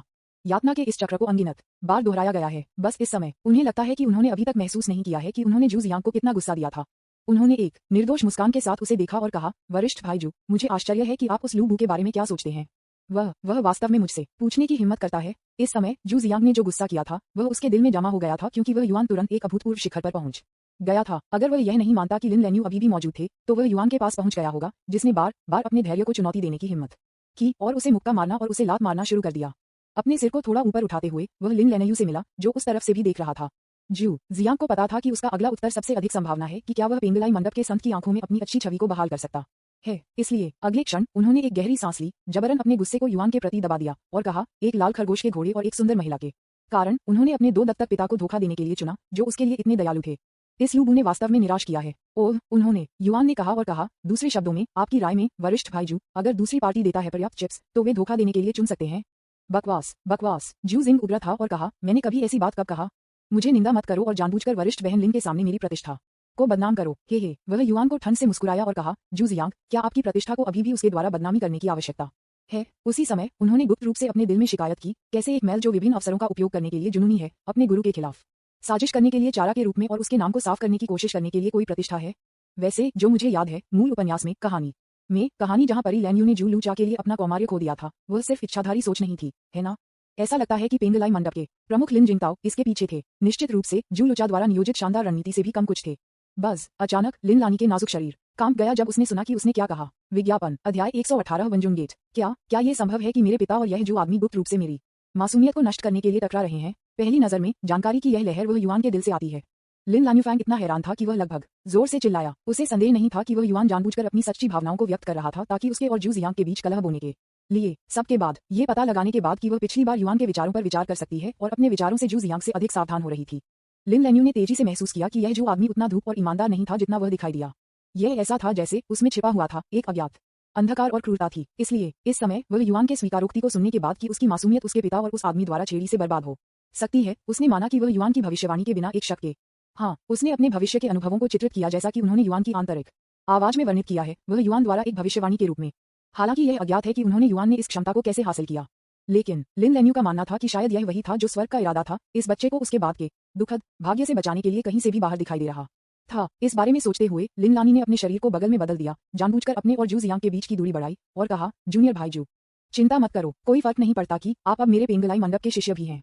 तो क्या ये बाहरी लोगों के लिए एक ईमानदार शब्द है या कलह को बोने के लिए एक जानबूझकर प्रयास है? मैं बता सकता हूँ। उद्धरण चिन्ह नहीं, आप कहते रहते हैं कि मैं जू जियांग पेंगलाई मंडप का एक शिष्य हूँ और मुझे ये कहकर सुकून देता हूँ कि आप ये बता सकते हैं कि यह वह आदमी कलह को बोने की कोशिश कर रहा है। तो आप जानबूझकर अपने आप को मुझसे जू जियांग से क्यों दूर करते हैं? क्या यह मुझ पर विश्वास का संकेत है, जू जियांग? उस पल में जू जियांग ने अपनी आंखों को थोड़ा संकुचित कर दिया और ठंडी रोशनी का एक फ्लैश उसकी आंखों में चमक गया। हालांकि उनकी अभिव्यक्ति जल्द ही सामान्य हो गई। विज्ञापन उसी समय उन्होंने पेंगलाई मंडप के संत को झुकाया और कहा, आपकी समझ के लिए सीनियर सिस्टर लावेयू, धन्यवाद। मेरा मानना है कि निकट भविष्य में आप पेंगलाई मंडप के प्रति मेरा ईमानदार दिल महसूस करेंगे। लिन लानी ने थोड़ा सिर हिलाया, शेष चुप रहे। इसके बजाय उसने अपने से तलवार के मकबरे के प्रवेश द्वार की ओर अपनी टकटकी लगाई और कहा, ठीक है, हमें यहाँ काफी देर से देरी हुई है। अभी सबसे महत्वपूर्ण बात यह है कि जल्दी से तलवार की कब्र में प्रवेश करें और अमर हत्या की तलवार को पुनः प्राप्त करें। लिन लानी के अनुस्मारक के बाद शेष 3 लोगों को एबिस की तह तक आने के उद्देश्य को महसूस करने के लिए लग रहा था। वह युआन और यू जियाक्सियाओ ने एक दूसरे को देखा और फिर बिना किसी हिचकिचाहट के वे सबसे पहले तलवार के मकबरे के खुले प्रवेश द्वार को कूदने वाले थे। ये देखकर लिन लैन्यू ने अपनी पतली भौहों को थोड़ा ऊपर उठाया, फिर उसके कमल के पैर अचानक जमीन को छू गए और उसका नाजुक शरीर तुरंत प्रकाश के एक फ्लैश में बदल गया और एक आंख की झपकी में ये गुफा के प्रवेश द्वार में गायब हो गया और बिना किसी निशान के गायब हो गया। पिछला केवल जू जियांग ने ताइवू तलवार के मकबरे के प्रवेश द्वार में 3 आंकड़े फाइल देखी, लेकिन तुरंत उनका अनुसरण नहीं किया। वह एक झुलसते हुए टकटकी के साथ प्रवेश द्वार पर देखा। एक अंधेरे आभा धीरे धीरे उसके चेहरे पर उभरी और उसकी आवाज एक बुरे स्वर से भरी हुई थी, क्योंकि वह खुद को म्यूट कर दिया था। लिन लानी, मैं मूल रूप से कुछ समय के लिए इंतजार करने की योजना बनाई, जब तक कि मैंने लिन जिंगताओ को प्रस्तावित करने से पहले पेंगलाई मंडप में अधिकांश लोगों के दिल और दिमाग पर पूरी तरह से जीत हासिल की थी। इस तरह आपको मंडप के बड़ों और शिष्यों के दबाव में सहमत होने के लिए मजबूर किया जाएगा। अब ऐसा लगता है, उन्होंने कराह कर दिया और कहा, मुझे डर है कि मैं अब और इंतजार नहीं कर सकता। अगर हम जल्दी से अपने रिश्ते को ठोस नहीं करते हैं तो मुझे डर है कि निकट भविष्य में आप बस उन भी तारांगन जैसे लिंग मियाओ, जू मियाओजिन और यू जियाक्सियाओ की तरह समाप्त हो सकते हैं और उस भद्दी के हथियारों में समाप्त हो जाते हैं। ये कहने के बाद उसने अपनी मुट्ठी को कसकर पकड़ लिया और उसकी आंखों में क्रूरता अधिक तीव्र हो गई। इसमें बहुत समय लगता है। तभी उसका चेहरा धीरे धीरे सामान्य हो गया। तब उसने तलवार के मकबरे के ऊपर छेद पर कदम रखा और नीचे कूद गया। एक ही समय पर वह युआन, यू जियाक्सियाओ और लिन लैन्यू अब ताइवू तलवार के मकबरे के द्वार पर आ गए हैं। ये कांस्य से बना एक विशाल कांस्य दरवाजा है। कांस्य दरवाजे की मोटाई अज्ञात थी। उन्होंने युआन को बाहर से आजमाया, यहाँ तक कि अगर उसने अपनी सारी आध्यात्मिक ऊर्जा को अपने हाथों में फाउंडेशन के तीसरे स्तर से डाला और विशाल कांस्य दरवाजे को धक्का दिया तो ये बिल्कुल भी नहीं हिलाता था। यू जियाक्सियाओ ने समझाया, इस कांस्य गेट को वेंजुन गेट के रूप में भी जाना जाता है। ये कहा जाता है कि ये 10,000 से अधिक जिन से अधिक है, लेकिन वास्तव में इसका वजन 10,000 जिन से अधिक है। इसलिए साधारण काश्तकारियों के लिए जब तक कि वे गोल्डन कोर्ट क्षेत्र या यहाँ तक कि नवजात आत्मा क्षेत्र के शिखर तक नहीं पहुंच गए हैं, तब तक इसे थोड़ा सा स्थानांतरित करना मुश्किल होगा। उद्धरण चिन्ह। ये कहने के बाद उसने अपनी खूबसूरत आंखों के साथ उसके साथ जानबूझकर या अनजाने में लिन लैन्यू पर नजर डाली। विज्ञापन। वह युआन को नहीं जानता था कि क्या यह एक भ्रम था, लेकिन वह यू जियाक्सियाओ की आंखों में लिन लानियू के प्रति उकसावे का एक संकेत देख रहा था। हालांकि लिन लैन्यू ने नोटिस नहीं किया और बिना किसी अभिव्यक्ति के चुपचाप अलग खड़े हो गए। यू जियाक्सियाओ ने फेयरी लानी को देखना बंद कर दिया और उसे टकटकी को धीरे धीरे विशाल कांस्य गेट के साथ भटकने दिया। आमतौर पर इस तरह के एक गेट में किसी तरह का यांत्रिक हब होता देखो वहाँ ये है। अचानक जब उसने अपनी टकटकी को विशाल कांस्य दरवाजे पर खटखटाने वालों की जोड़ी में स्थानांतरित कर दिया तो उसकी आंखें जल गईं। उसने कहा, ये नौकर स्पष्ट रूप से साधारण नाटकों की तुलना में कुछ इंच गहरे एम्बेडेड हैं और वे 8 ट्रिग्राम के अनुरूप यिन और यांग लाइनों के साथ उत्कीर्ण हैं। वे निश्चित रूप से मकबरे में प्रवेश करने के लिए तंत्र हैं। उद्धरण चिन्ह। तब उसने अपने नाजुक सिर को किनारे कर दिया। उसकी खूबसूरत आंखें उसके पीछे युआन को देखती थीं। उसने कहा, वह युआन, बाद में आप और मैं एक साथ दरवाजे पर यिन और यांग लाइनों को घुमाएंगे जो कि हेक्साग्राम पदों को सुन और जैन दिशाओं में बदल देंगे। फिर यह वंजुन गेट अनायास बढ़ेगा। उद्धरण चिन्ह। उसने युआन ने सिर हिलाया। वह इस बार यू जियाक्सियाओ को ताइवू तलवार के कब्र पर लाया क्योंकि वह जानता था कि तलवार के संप्रदाय के अंतिम नेता की बेटी तलवार के मकबरे की आंतरिक संरचना से परिचित थी और जहां तक वह जानता था विशाल कांस्य गेट अभी शुरुआत थी। उसे कई तंत्रों से गुजरना पड़ा इससे पहले कि वह आधिकारिक तौर पर तलवार के मकबरे के तलवार बनाने वाले स्थान पर पैर सेट कर सके। अमर स्लेटिंग तलवार अब तलवार बनाने वाली साइट के केंद्र में तलवार भट्ठी में डाली जा रही है। यू जियाक्सियाओ की कमान के तहत उन्होंने युआन ने बाईं ओर दरवाजा खटखटाया और साथ में यू जियाक्सियाओ के साथ जिन्होंने दाईं ओर दरवाजा खटखटाया उन्होंने एक साथ यिन और यांग पैटर्न को दरवाजे पर नक्काशीदार को सुन और जैन पदों पर नक्काशीदार बना दिया। जोड़ y#8f इक्वल्स। तुरंत उसने एक ही समय में दरवाजा खटखटाया और उसे मुश्किल से बाहर खींच लिया। क्रैकिंग। एक पल में विशाल कांस्य दरवाजे के ऊपर से गियर टनिंग जैसी तेज आवाज सुनी गई और पूरे कांस्य दरवाजे को धीरे धीरे एक मजबूत पुल के नीचे ऊपर की ओर उठने लगा। एक पल के बाद जब कांस्य का दरवाजा एक व्यक्ति की ऊंचाई के बारे में बढ़ा तो ये धीरे धीरे रुक गया। विशाल कांस्य गेट को देखते हुए जो तैर रहा था उन्होंने युआन ने अपनी मोटाई का अनुमान लगाया और पाया कि यह लगभग 10 फीट व्यास का था। ठोस कांस्य जो 10 फीट से अधिक मोटा और कम से कम 3 फीट ऊंचा होता है उन्हें कम से कम 100 टन का वजन होना चाहिए। एक बार जब यह वजन कम हो जाता है तो यह एक पहाड़ से अलग नहीं होगा। विज्ञापन। अध्याय 119। द दुष्ट संत। इस विशाल कांस्य द्वार से गुजरें जो वजन होता है 80,000 पाउंड। इसके पीछे एक भूमिगत महल है जिसमें लगभग कई दर्जन फीट की त्रिज्या है। महल अनगिनत क्रिस्टल स्पष्ट पत्थरों से बना है और 4 सफेद जेड जैसे पत्थर के खंभों द्वारा समर्थित है। पहली नजर में ये बहुत शानदार दिखता है। इनमें से प्रत्येक क्रिस्टल स्टोन एक शानदार चमक का उत्सर्जन करता है। इस प्रकार हालांकि यह भूमिगत है पूरा महल दिन के रूप में उज्ज्वल है। वे तीनों भूमिगत महल के गेट के सामने रुक गए और उनमें से किसी ने भी तुरंत कदम नहीं उठाया। ऐसा इसलिए है क्योंकि वे अच्छी तरह से जानते हैं कि यह ताइवू तलवार की मकबरे खतरनाक जाल से भरा है। यह एक कारण है कि 20 से अधिक वर्षों के विनाश के बाद भी ताइवू तलवार की कब्र को बरकरार रखा गया है। यू बटियन की बेटी के रूप में तलवार संप्रदाय के अंतिम नेता यू जियाक्सियाओ स्वाभाविक रूप से अग्रणी बन गए। बेशक ये भी वह युआन का उद्देश्य भी था जो उसे इस बार यशान तलवार संप्रदाय के लिए लाता है। हालांकि जाने से पहले यू जियाक्सियाओ की खूबसूरत आंखें अचानक हो गईं और वह उसके बगल में लिन लानू में सार्थक रूप से नजर रखी। उसने शांति से कहा, फेयरी लानी, आप अब जिदान मंच में एक शक्तिशाली व्यक्ति हैं। आपको मुझे आपके लिए मार्ग प्रशस्त करने की आवश्यकता नहीं है ना? ये सुनकर लिन लेन्यू की सुंदर पतला भौहें थोड़ी सी भड़क गईं, लेकिन वह पहले क्षण में नहीं बोलती थी। इसके बजाय उसने अपने हाथों को अपनी छाती पर मोड़ दिया और महल के बाहर एक पत्थर की दीवार के खिलाफ झुक गई। एक संत की तरह काम कर रही थी जो इस महल के तंत्र की जांच करने के लिए आपका इंतजार करेगी इससे पहले कि वह बंद कर दे। आप मेरे साथ क्या कर सकते हैं? ये देखकर यू शाओशाओ ने पेंगलाई मंडप के पवित्र युवती के साथ अपने असंतोष को व्यक्त करने के लिए सूंघ लिया। हालांकि वह ये भी जानती थी कि अब लिन लेन्यू के साथ लड़ने का समय नहीं था। अब सबसे महत्वपूर्ण बात यह है कि वह युआन को अमर हत्या की तलवार प्राप्त करने में मदद करें। तब अगला पल नोटबुक पर भरोसा करते हुए कि उसकी मां ने उसे अपनी मृत्यु से पहले छोड़ दिया था, जिसने ताइवू तलवार की मकबरे को रिकॉर्ड किया था, उसने पहले इसमें एक व्यवस्थित तरीके से आगे बढ़ना शुरू कर दिया। उन्होंने युआन स्वाभाविक रूप से पीछे पीछे हटना। तब विज्ञापन। लिन लानी ने अपने कंधों को हिलाया, अपने कमल के पैर उठाए और आत्मविश्वास से पीछा किया। उसके पीछे के आंदोलन को सुनकर उसने युआन ने अपना सिर उत्सुकता से घुमाया और सेंट लेडी लैम यू पर नजर डाली। अब न केवल यू जियाक्सियाओ बल्कि यहाँ तक कि वह पेंगलाई मंडप के संत की बेशर्मी से थोड़ा हैरान था। नहीं, उन्होंने युआन ने असहाय रूप से शिकायत की, आमतौर पर आपके जैसे जिदान स्टेज मास्टर को लिन लेन्यू का अपना गर्व नहीं होना चाहिए। यहाँ तक कि अगर वे हमारा अनुसरण करना चाहते हैं और स्थिति का लाभ उठाना चाहते हैं तो वे आमतौर पर इसे बहुत स्पष्ट रूप से नहीं दिखाएंगे। इसके बजाय वे तब तक इंतजार करेंगे जब तक हम हॉल से गायब नहीं हो जाते हैं और फिर स्मृति के आधार पर हमारे मार्ग का पालन करते हैं। और यदि आप 2 फाउंडेशन की स्थापना के मास्टर्स के पीछे इतने अधीरता से अनुसरण कर रहे हैं जैसे कि वह यू और मिस यू अपने गोल्डन कोर स्टेज डिमिना के नीचे नहीं है, स्वाभाविक रूप से वह युआन की शिकायतें लिन लेन्यू के कानों में गिर गईं। इसके लिए लिन लानी ने अपने होंठों के कोनों को थोड़ा सा कर दिया और अपनी राय व्यक्त नहीं की। ये सच है कि वह गोल्डन कोर दायरे के पहले स्तर पर एक शक्तिशाली है, लेकिन वह अच्छी तरह से जानती थी कि चूंकि ताइवू तलवार की मकबरे को तलवार के संप्रदाय के पतन के बाद 20 से अधिक वर्षों के लिए अमर तलवार को प्रतिष्ठित करने वाले अन्य बलों द्वारा भंग नहीं किया गया था, ये ताइवू तलवार के मकबरे के भीतर कई खतरों को साबित करने के लिए पर्याप्त था। इसलिए इस समय सबसे सुरक्षित दृष्टिकोण तलवार संप्रदाय के अंतिम नेता की बेटी के नक्शेकदम पर बारीकी से पालन करना है। एक ही समय पर उसने एक और कारण के लिए ऐसा किया जो युआन में विश्वास से बाहर था। किसी कारण के लिए जब से वह युआन के आंतरिक विचारों पर विचार करने में सक्षम थी, उसने बेवजह महसूस किया कि केवल वानक्सियन संप्रदाय के इस शिष्य का अनुसरण करके केवल उसके साथ और अधिक अनुभव प्राप्त हो सकता है, जिससे वह खतरे से बचता है और अच्छे भाग्य की तलाश करता है और उसकी बात की दुखद स्थिति से बच जाता है। हालांकि लिन लेन्यू ने ध्यान नहीं दिया कि उसकी अवचेतन कार्यों ने उसे लाया था और वह युआन को बहुत करीब ले आया था। ये दूरी स्पष्ट रूप से कुछ नहीं है कि 2 दुश्मन जो अमर तलवार को छीनने का इरादा रखते हैं वे बनाए रख सकते हैं। यह दृश्य जू जियांग द्वारा देखा गया था जो पीछे था। उस समय ये स्पष्ट था कि तलवार अमर के किस्मत में नायक ने उसकी मुट्ठी को जकड़ लिया। उसकी नसें उभरी, उसका चेहरा थाइशिन और उनकी अभिव्यक्ति भी बेहोश हो गई। अभी उसकी आंखों में ईर्ष्या एक अभूतपूर्व सीमा तक पहुंच गई थी। विज्ञापन, ये कहा जा सकता है कि अगर वह यह नहीं मानता कि वह वर्तमान में ताइवू तलवार की कब्र में था और लिन लेन्यू मौजूद था, तो वह मौके पर मौत के लिए युआन से लड़ने के लिए दौड़ने का विरोध करने में असमर्थ था। वह युआन, आप लानत है तारांकन डी। दुनिया में बहुत सारी सुंदरियां हैं, आपको मेरे साथ प्रतिस्पर्धा क्यों करनी है? जू जियांग, न केवल आपने एक को पकड़ लिया, आप भी दूसरा और तीसरा हथियाना चाहते हैं। जू जियांग ने अपने दांतों को पीस दिया और गुप्त नाराजगी में कहा, शायद इसलिए कि वह बहुत उत्साहित था। उसने लिन लेन्यू का अनुसरण करते समय कुछ इंच का एक कदम ट्रैक किया। अचानक हॉल में प्रवेश करने वाले 4 लोग स्पष्ट रूप से एक अजीब ट्रैकिंग ध्वनि सुनते हैं जो नीचे जमीन से आ रही है। ये किसी तरह के तंत्र को सक्रिय करने की तरह लग रहा था। स्विश, जू जियांग का चेहरा अचानक बदल गया और वह जल्दी से उठ गया और पीछे की ओर उड़ गया। जल्द से जल्द स्टोन हॉल के गेट को छोड़ने का इरादा किया, लेकिन बहुत देर हो चुकी थी। अगले क्षण वह फर्श जहां वह अचानक खड़ा था नीचे गिर गया और फिर एक हिंसक स्थानिक अशांति ने जू जियांग को नीचे की ओर खींच लिया। यह अंतरिक्ष अशांति है। यू जियाक्सियाओ के शिष्य अचानक सिकुड़ गए और उसकी आवाज कांप गई क्योंकि उसने बोला था, मुझे हमेशा से पता है कि ताइवू तलवार के मकबरे की भट्टी के लिए जाने वाला हॉल कई जालों से भरा था, लेकिन मैंने कभी नहीं सोचा था कि इस तरह के एक शक्तिशाली स्थानिक टर्बुलेंस होगा। इस समय लिन लेन्यू, जो युआन के पीछे खड़ा था, अचानक शांति से कहा, मुझे डर है कि यह सिर्फ स्थानिक अशांति से अधिक है।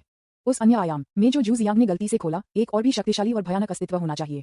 उस समय जब लिन लेन्यू ने बोलना समाप्त नहीं किया था, अचानक उठाए गए फर्श के नीचे से एक विशाल जानवर के सिकल के आकार का पैर की अंगुली के रूप में एक वयस्क उभरा। उस पैर की अंगुली की त्वचा आंख को पकड़ने वाले लाल तराजू से ढकी हुई थी। सिकल के आकार का फ्रंट टिप 3 फीट लंबी और चाकू की तरह तेज थी। ये हॉल में क्रिस्टल पत्थरों के प्रतिबिंब के तहत एक गहरी ठंड प्रतिदीप्ति के साथ चमक गया। लेकिन ये सबसे डरावनी बात नहीं है, क्या वास्तव में दिल दहला देने वाला है। जिस क्षण बीस्ट के पैर की अंगुली अंतरिक्ष से बाहर फैल गई, न केवल जू जिंग जो व्यक्तिगत रूप से वहां था, बल्कि वह युआन, यू जियाक्सियाओ और यहाँ तक कि लिन लेन्यू भी जो उससे थोड़ा आगे था, सभी को ऐसा लगा जैसे कि वे एक अदृश्य बल से कैद थे और अब बिल्कुल भी नहीं चल सकते थे। इस समय उन्होंने युआन को अचानक याद किया कि यू जियाक्सियाओ ने क्या कहा था जब वे रसातल में गिर रहे थे।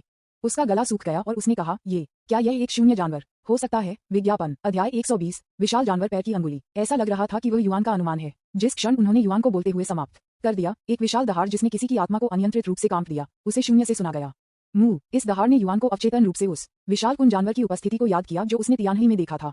लेकिन उसके अंतर्ज्ञान ने उसे बताया, दहाड़ का मालिक निश्चित रूप से उन कुन जानवरों की तुलना में अधिक भयानक है। उस आदमी ने जू समाप्त हो गया है। इस समय यू जियाक्सियाओ, जो उसके सामने था, अचानक धीरे धीरे बोला। इस समय न केवल उसे बल्कि लिन लेन्यू भी जो उसके पीछे था, युआन के पास एक ही विचार था। हालांकि केवल वह युआन जानता था कि चीजें इतनी सरल नहीं हो सकती हैं। यह उल्लेख नहीं करने के लिए कि जू जियांग इस दुनिया का नियत नायक है और इसमें सभी प्रकार के अविश्वसनीय रोमांच हैं। यहाँ तक कि गू लियुफॉन्ग की आत्मा 10,000 जहर संप्रदाय की सजा के प्रभारी, उनके शरीर में छिपे हुए जू जियांग को उस जानवर के पैर की अंगुली से इतनी आसानी से मारने की अनुमति नहीं मिलेगी। आशा के अनुसार अगला पल अचानक जू जिंग के चेहरे पर एक गहरी आभा दिखाई दी और फिर उसकी आंखें एक पल में बदल गईं और जीवन के विक्सिट्यूड्स का एक निशान उसकी आंखों में दिखाई दिया, जैसे कि उसने दुनिया में सब कुछ देखा हो। यहाँ हम आए। जब उसने ये देखा तो उसने युआन अपनी आंखें थोड़ी संकीर्ण कर दी। वह जानता था कि यह एक संकेत था कि गू लियुफॉन्ग की आत्मा एक बार फिर जू जियांग के शरीर को नियंत्रित कर रही थी। तुरंत गू लियुफॉन्ग के नियंत्रण में विंडू संप्रदाय की सजा के प्रभारी जू जियांग के हाथ अचानक 2 उंगली की तलवारों में बदल गए और उन्होंने जानवर के पैर की अंगुली पर कड़ी मेहनत की जो उसकी ओर हुक कर रहा था। उसी में उसके आदमी तेजी से पीछे हट रहे थे। काटना, विज्ञापन, उंगली की तलवार जानवर के पैर की उंगलियों पर कटा हुआ, जिससे धातु की टकराव की एक बहरी आवाज बन गई। जानवर के पैर की अंगुली अवरुद्ध होने के बाद इसके आगे के जोड़ में रुकने लगती थी। जू जिंग का शरीर कांप गया और उसका रक्त केंद्रित लग रहा था। अचानक खून की एक बड़ी धारा उसके मुंह से बाहर निकल गई। सौभाग्य से उन्होंने अंतरिक्ष की अशांति से बचने का यह अवसर लिया था और जल्दी से जानवर के पैर की अंगुली से खुद को दूर कर लिया था। बीस्ट पैर की अंगुली उस विदेशी स्थान के दायरे से टूटने में असमर्थ थी। यह अनिच्छा से विदेशी अंतरिक्ष में चारों ओर हड़कंप मच गया था जो फर्श के ऊपर खुला हुआ था। लेकिन जब यह महसूस किया कि यह अब जू जियांग को नहीं पकड़ सकता है, तो इसके पास वापस सिकुड़ने के अलावा कोई विकल्प नहीं था। दरार, एक पल बाद धंसा हुआ फर्श फिर से बंद हो गया। आसपास के फर्श के साथ पूरी तरह से फिटिंग, कुछ भी असामान्य के साथ कोई संकेत नहीं। पुकारना। इस समय वह युआन, यू जियाक्सियाओ और लिन लानी ने प्रत्येक राहत की सांस ली। बस एक पशु पैर की अंगुली में इतनी बड़ी शक्ति है। ये बोधगम्य है कि इस पशु पैर की अंगुली का मालिक कितना शक्तिशाली है। भले ही लिन लानी अब जिदान मंच के माध्यम से टूट चुके हैं, लेकिन वह मदद नहीं कर सकती है, लेकिन इस अजीब जानवर के भयानक दबाव से अभिभूत हो सकती है। सौभाग्य से ये बात अंतरिक्ष के नियमों के अधीन लगती है और उस विदेशी अंतरिक्ष के माध्यम से नहीं टूट सकती है और तियान्युआन महाद्वीप में आ सकती है। अन्यथा एक बार इस तरह के एक भयानक अस्तित्व दुनिया में आ जाता है, यह निश्चित रूप से तियान्युआन महाद्वीप पर सभी काश्तकारियों के लिए एक बुरा सपना होगा। अरे गलत। अचानक लिन लेन्यू ने कुछ सोचा था। उसकी खूबसूरत आंखें तुरंत संकुचित हो गईं क्योंकि उसने जू जियांग को देखा जो मुख्य हॉल प्रवेश द्वार पर पीछे हट गया था। उसने एक ठंडी आवाज में कहा, जूनियर भाई जू, अब आपने जो आभा निकाली थी वह अजीब और भयावह थी, जैसे कि यह आपके लिए नहीं था। वास्तव में क्या चल रहा है? ये सुनकर जू जियांग के चेहरे ने कोई घबराहट नहीं दिखाई। उन्होंने युआन की ओर देखा, हिलाया और कहा, सीनियर सिस्टर लायू, आपको पता होना चाहिए कि पहले क्षण से मैंने आपको देखा, मैंने आपको पूरे दिल से प्रशंसा की है। मैं आपके साथ मंदारिन बतख की एक जोड़ी बनना चाहता हूँ, साथ में पंखों के साथ उड़ान भरता हूँ। मूल रूप से मैंने इसे धीमी गति से लेने की योजना बनाई और जब मैंने आपका दिल जीत लिया तो मैं आपके साथ शादी का समारोह करूंगा। हालांकि अब ऐसा लगता है कि मेरे पास प्रक्रिया को तेज करने के अलावा कोई विकल्प नहीं है। उद्धरण चिन्ह, सिर्फ इसलिए कि मेरा जूनियर भाई जानता है। विज्ञापन, उन्होंने कहा, इस बी तारांकन डी की दुश्मनी को देखते हुए वह मेरे प्रति जूनियर भाई की ओर है, भले ही मैं उसे नहीं बताऊं, वह निश्चित रूप से आपको मेरे सभी रहस्य बताएगा। उस मामले में जूनियर भाई बस ईमानदार रहें। यह सही है जूनियर भाई, एक बड़े की आत्मा जो 10,000 जहर संप्रदाय से सजा के प्रभारी है, आपके शरीर में छिपी हुई है। ये बड़ा भी आपके शरीर के लिए बहुत लालची है। तो बाद में जब मैं जूनियर भाई आपके साथ संभोग करता है तो यह आपकी तरह होगा। वरिष्ठ बहन, आध्यात्मिक परिवर्तन चरण के चरम पर एक वरिष्ठ के साथ दोहरी खेती का अभ्यास करना। मुझे यकीन है कि आप इस भावना का आनंद लेंगे। वरिष्ठ बहन सुमिदागुची। ये सुनकर लिन लेन्यू का सुंदर चेहरा पहले से ही एक ऐशन रंग बदल गया था। उसने अपनी मुट्ठी को कसकर पकड़ लिया और जू जियांग को एक चकाचौंध के साथ देखा जो आग थूकने के लिए लग रहा था। जू, मेरे पिता ने आपको इतना महत्व दिया कि उन्होंने विशेष रूप से आपको अपने अंतिम शिष्य के रूप में स्वीकार किया और यहाँ तक कि भविष्य में आपको पेंगलाई मंडप को सौंपने की योजना बनाई। कौन जानता था कि आप मानव रूप में ऐसे जानवर थे, एक मानव चेहरे और एक जानवर के साथ एक जानवर। लिन लेन्यू के शब्दों को सुनने के बाद जू जियांग ने कहा और गैर मुस्कुराते हुए कहा, वरिष्ठ बहन, अगर यह उसके लिए नहीं होता तो मुझे आपको इतना नहीं समझाना पड़ेगा। तब तक जैसा कि मैं धीरे धीरे आपके दिल पर कब्जा कर लेता हूं और स्वाभाविक रूप से खेती करता हूं और आपके साथ मैथुन करता हूं, आप मेरे भीतर छिपे 10,000 जहर संप्रदाय को भी नहीं जान पाएंगे। उद्धरण चिन्ह, इस बिंदु पर उन्होंने अपनी आंखों में जानलेवा इरादे से युआन पर नजर डाली और कहा, यदि आप किसी को दोष देना चाहते हैं तो इस आदमी को दोषी ठहराया। अगर यह उसके लिए नहीं होता तो मैं, आपके जूनियर भाई, अभी भी आपके दिल में एक ईमानदार दिल की शानदार छवि होगी, है ना? जू जियांग के शब्दों ने लगभग युआन को जोर से हंसाया। सच कहूं तो उन्होंने बेशर्म लोगों को देखा था, लेकिन उन्होंने कभी किसी को जू जियांग के रूप में बेशर्म नहीं देखा था। लिन लानी ने घृणा में अपने दांतों को पीस दिया और कहा, यदि आप चाहते हैं मेरे शरीर के पास फिर सपने देखें। ये हॉल छिपे हुए स्थानिक अशांति और शक्तिशाली जानवरों से भरा है। यदि आप हिम्मत करते हैं तो आओ और इस संत हम पर हमला करें। जू जियांग नाराज नहीं था, लेकिन वह भयानक जानवर के पंजा से भी डरता था जो सिर्फ दूसरे आयाम के माध्यम से टूट गया था। इसलिए उसने 3 लोगों के करीब आसानी से जाने की हिम्मत नहीं की। वह हॉल के प्रवेश द्वार पर क्रॉस लेज बैठे हॉल में 3 लोगों को इत्मीनान से देखते हुए और कहा, वरिष्ठ बहन, कृपया इन 2 लोगों का अनुसरण करें जो तलवार को पाने के लिए तलवार भट्ठी में है। हालांकि मेरा मानना है कि आप तलवार प्राप्त करने के बाद आप अंततः यहाँ से निकल जाएंगे। ये सुनकर लिन लेन्यू की अभिव्यक्ति जम गई। ये कहना अजीब है, लेकिन खेती के संदर्भ में वह स्पष्ट रूप से जू जियांग की तुलना में एक स्तर अधिक है। हालांकि किसी कारण से जब इस आदमी का सामना करना पड़ रहा है तो उसने अस्पष्ट रूप से महसूस किया कि खतरनाक आभा उससे निकलती है, जिससे उसे थोड़ा दम घुटने का एहसास हुआ। शायद यदि वह इस आदमी के सामने अकेली छोड़ दी जाती है तो बाद में जू जू करें, वह शायद उसके द्वारा कुछ नीच और अप्रत्याशित रणनीति के अधीन हो जाएगी और उसे अपने कौमार्य को छीनने के लिए मजबूर किया जाएगा। मिस यू, चलो चलते हैं। लिन लिनी ने थोड़ा घबराहट के साथ उसके सामने यू जियाक्सियाओ से आग्रह किया। इस बार यू जियाक्सियाओ ने आश्चर्यजनक रूप से उसे चिढ़ाया नहीं, इसके बजाय उसने सख्ती से सिर हिलाया और अपनी गति को तेज करना शुरू कर दिया। विज्ञापन,